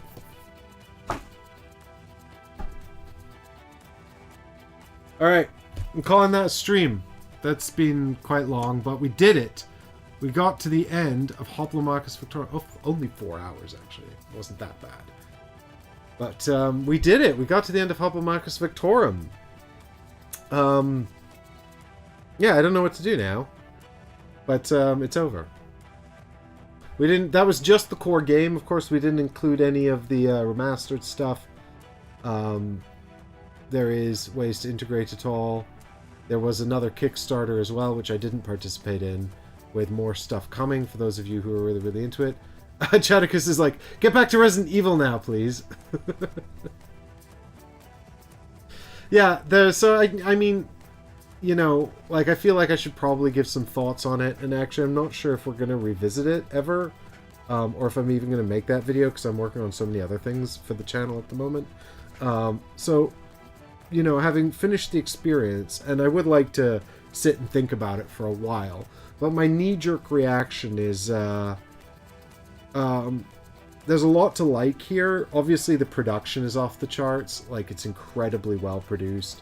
I mean, you pay for it. Like, it's not cheap, but you know, you see where the money's gone, and it's really a gorgeous thing to sort of have and to play with. I love throwing the fistfuls of dice. I love the idea of moving the chips around on the board and the sort of the little skirmishes you get to do. I'm also a big fan of just this idea of sort of recruiting different units and managing a troop. That's always appealed to me. I really liked Might of Magic 3 back when I was a kid, and I also really liked a game called Gladius on the GameCube, which had you doing a similar sort of thing, and it's sort of vaguely reminiscent of this because it was individual characters and it was sort of fantasy Roman theme. So there's a lot in here I really, really like. But I've got two kind of main issues that I'm struggling to get past. And it's not even the amount of randomness in the game, because I don't mind that. I don't mind it. I don't think it's too random. I think there's I think, there was enough moments where I'd made a blunder and I'd been punished for it. And I was like, oh yeah, okay, that's my fault. I made a mistake. Now I'm feeling the repercussions of it. That's fine. I think, the game needs that. Especially a game this long needs that, because you need a sort of sense of scope for improvement and getting better at it. And you need to feel like, you can make mistakes so that you can improve and learn from them. But I think that it's too long, given the escalation. I think, one of the really cool things about, like, Too Many Bones is how diverse the gear locks are, and how many... even within each gear lock, there's sort of different tracks to explore and sort of things to open up, and then you've got the loot cards as well. Here, like, you're managing the troop, but the chips don't really escalate at all, right? Like, you get more variety into the game over the course of it, which is good. And if you incorporate Remastered into it, then there's even more variety, which is good. But the variety mainly comes from the keywords and the attack dice.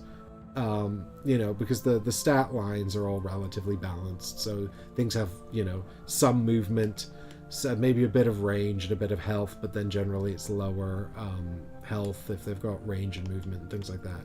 But, the keywords are what give the characters real distinction, but there's only so many keywords you can have, and furthermore, I actually think, like, for a game that's so sort of dicey, there's a lot of keywords. And a lot of my game is sort of like forgetting keywords. There's a lot of keywords to remember, and there's a lot of things to remember.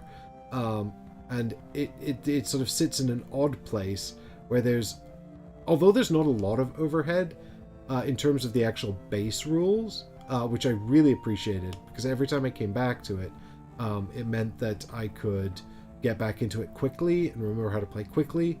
But then, there's 2 pages of keywords, and each character has maybe up to 3 keywords, and there's quite a lot of that stuff to remember and internalize, and you do get some of the core keywords pretty quickly, but then there's interactions that you're looking up, and can a unit heal itself if it can heal an ally, and just, I don't know, things like that. But despite all of that variety coming from all the different units that we unlocked, and all the different keywords and things, so many of the many fights that I did over the course of the whole game boiled down to kind of like sort of 4 chips in a row, just throwing dice and punching each other. And too many of the fights kind of felt like that, I think.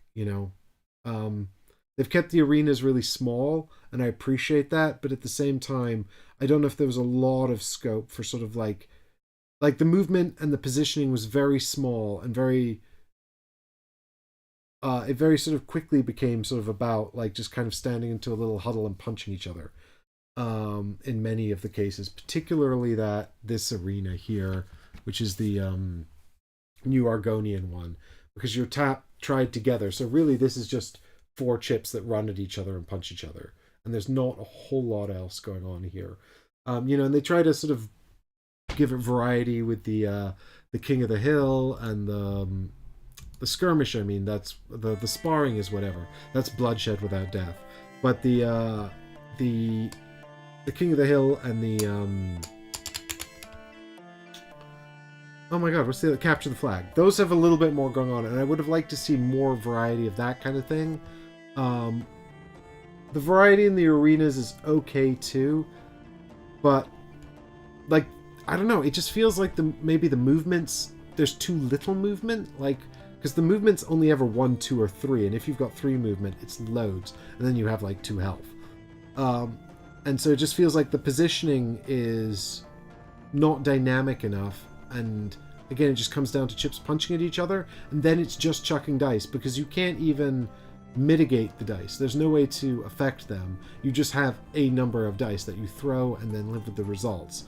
It's not like I'm trying to think of examples of games where like you get to re-roll some dice, or you can spend a token to change a die face or something like that. You see it all the time in games. I just can't think of any off the top of my head right now. I always think about X-Wing and the focus token. I don't know why. But I mean, I've literally been filming a game for a sponsored video, which has exactly that. There's a bunch of characters in it that can re-roll dice, or if they're in the same space as an ally, then they both get to re-roll a dice. And there's just, or a die, and there's no dice mitigation. It's so bizarre in a game that's so focused on the dice. And I can only assume that was just a design choice that they didn't make in the originals and then have preserved in the remaster, reissue. But just coming back to this sense of escalation, you know, like, I don't know if there's enough sense of escalation for your hero's sort of stats. Like, if you look at your hero's stats, you know, there's like, there's sort of few things to actually upgrade. Because you can't upgrade movement, and you can't upgrade range. You don't change your type, which is fine. You can upgrade your health, you can upgrade your dice, and you can upgrade your leadership, and that's it. Blessings you just spend, and then they're done. And I mean, leadership is just how many units you can have in your troop, so it's kind of just more variety and more like sort of lives in a game term, really. Upgrading the dice is great, but again, it doesn't really open up new tactical avenues. It just gives you more dice to chuck when you're chucking dice. But it's not giving you sort of more interesting decisions to make, I don't think, really. So actually, the best part of the best part of the escalation are probably the prowesses, right? Because they are the ones that actually give you new tactical opportunities, make things a bit more dynamic, a bit more interesting. But I just don't know if they did enough, really, given just how long the game is. And I also feel like, you know, this is a criticism I was probably ready to make about halfway through these videos. But I think it's also probably pretty apparent, because in the new Kickstarter, they've released like I don't know what it's called, but a shorter version of the campaign. So it's a bit quicker. I thoroughly enjoyed presenting the game to you in these videos, and I really enjoyed going through it, but I have almost no inclination to try it again, or to run another campaign. And I didn't pick up the new Kickstarter stuff either, so I think that's probably me done with Hoplomachus, actually. But for what it's worth, I enjoyed the ride while we took it, and I really enjoyed defeating Toti without actually really using Kraken Lance. And thanks to you who have stuck it out and watched the videos and who've come along on this journey with us. I know there's still some of you down there in chat as well. Billy, so glad that you could make us for this. Yeah, no exploding dice. Exploding dice are fun. It would be cool if there was like sort of, I mean, even just tokens that sort of like gave you extra dice, or like sort of tokens you could spend to add dice to the pool, so you're trying to pick your moments about when you'd go for like critical strikes or something. It just feels like I really like how quick the turn sequence is when you're doing the turn sequence. You know, deploy a thing, do a tactic, move, abilities, engage. That's really clip, and I like how quickly it resolves and how often you're skipping a bunch of those anyway. That's really great, but I just think like too often it was sort of like some units jostle around the arena, then they all get next to each other, and then it's just chuck dice until some stuff dies, and then, you know, see if you won or not. You know, and very often you would win because actually it's really weighted in your favor thanks to your hero's incredible health pool, right? Like, it's not really actually necessarily a case of whether you win or lose. And I don't actually know how many of these we actually lost, because I think every single time I would have lost one, we used our blessings. So I don't think I lost a single battle in this entire journey, because anytime we would have lost, I just used a blessing, and we had 3 left at the end. We started on 6, so I think I would have only lost 3 battles. And to be fair, this is the recommended starting condition on the easiest difficulty. But it's really about preserving your hero's hit points, right? Because this is basically the currency of longevity, and then when you run out of those hit points, that's when you have to spectate. And that's when you're going to get Banes. And when you get, like, you know, it was clear that I mean, the reason we didn't have to bring Kraken Lance into this final fight is because we'd so sort of successfully managed the Banes and the Blessings over the course of the campaign. And, you know, in retrospect, it was probably a little bit too easy for my skill level, because I did make a bunch of blunders. You know, and there were a few times where I was like, oh, I forgot this thing, or I didn't do that thing, and I just punished myself for it. I just didn't give myself something nice I should have had, or something like that. So even though I was being reasonably strict with myself throughout the game, it was still probably too easy.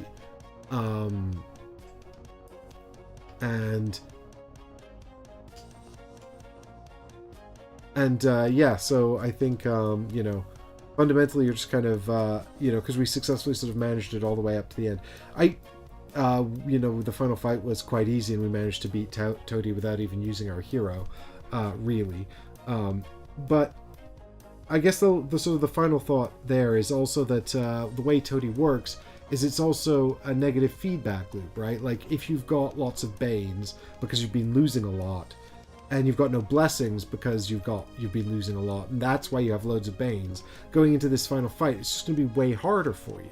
So you're already at a big disadvantage going into this fight, and then it just makes it more of a disadvantage, you know? And I don't know how to handle that, because I think that you know, I think the thing about those kind of situations is it's like striking the balance between like, you can do this much more easily in a video game, right? Because fundamentally you want the final fight to be big and epic and grand and feel like the sort of the culmination of all of this work and all of this effort that you've put into skilling up for this final fight. Like, you know, the whole of Hoplomachus is journey around the world recruiting units to go to this final fight with one of Pluto's minions, you know? And you know, you see in Gloomhaven, it looks at the average level of the party and then just skills up the whole adventure based on the level of the party, which, you know, is a good way to make sure that every adventure is interesting and challenging, but also it means that you don't really get a cool sense of escalation, right? Like, you could fight the same monster and it's quite easy, or not easy, but it's quite a lot, you know, it's always the same level of difficulty. It's just the sort of the complexity of the game that increases. But, you know, the other way to do it is to just have it sort of unbalanced and then say, don't do the hard bits until you're ready. You know, like, don't go straight to Vesuvius and attack Toady. And the reason you can't do that anyway, because you have to defeat 3 Primuses before you can do that. But, you know, even if you could, you know, it would be potentially a bad idea because he's too strong.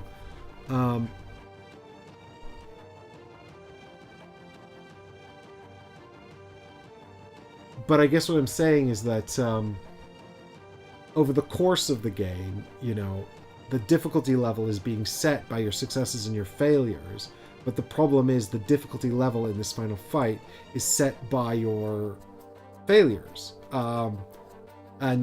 Or rather, it's harder if you've been failing a lot, and it's easier if you've been succeeding a lot.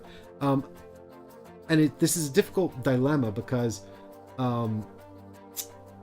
you know, because you want to feel like, hey, I did really well, I succeeded a lot, so therefore I should be rewarded.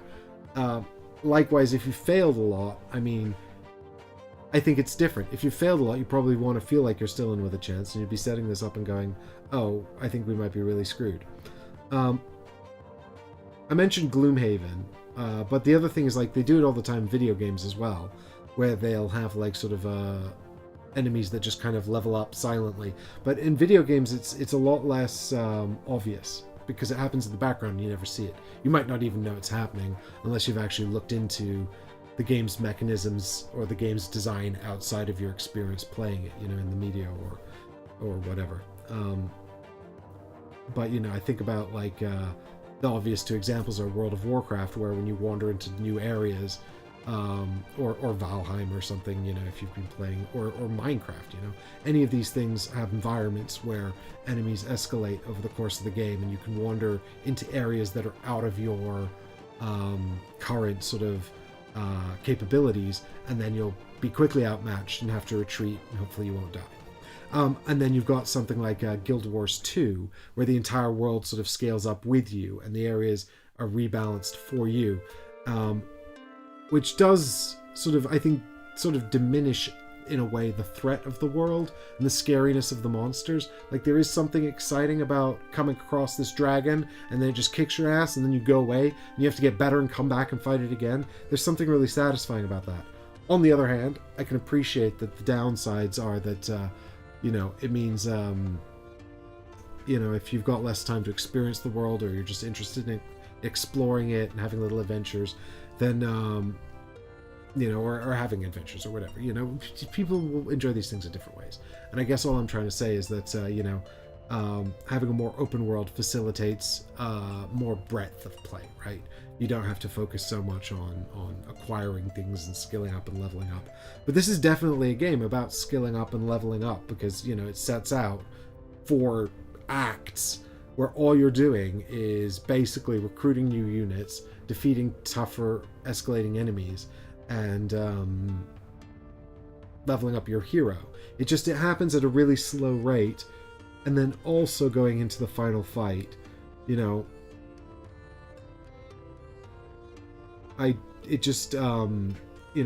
felt like, because I'd handled the Banes so well, or whatever, the Banes, I hadn't got a lot of them, because the blessings were okay, because we managed to get through all of the enemy units from the stack. It just, it wasn't the sort of the giant epic climax that all of the gameplay leading up to it sort of deserved. But I don't have a good solution for how you could do that without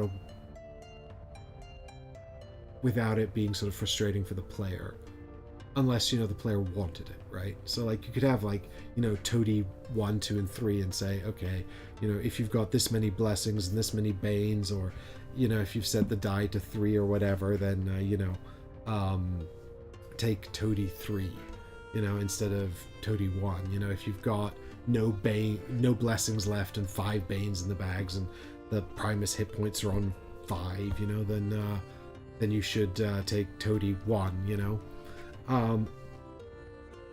but again, it's sort of about, like, I don't know if that would be frustrating for people having gone through all of that fighting to then know that they've actually got a harder fight at the end because they've been doing well. It feels like you're not being rewarded, which is what I mean when I say, like, video games do this better, because they do it in the background and you're not aware it's happening.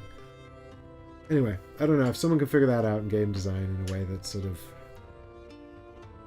I don't know, works really well, I'd be very interested to see it. In the meantime, it's not a real big problem for me. I was having fun anyway, and I did enjoy that the crossbowman killed Toady. But I do think this is probably too long for me to come back to. We'll see how I feel in a few days when I've had to think about it. But I'll sign off here. Thanks everyone so much for watching. I hope those thoughts weren't too rambly at the end there. And I'll see you all in the next video. So subscribe so you don't miss it. Bye for now. Have a good night. Thanks so much to all the patrons, without whom I wouldn't have been able to spend 8 sessions on this. Thanks, guys. See you soon.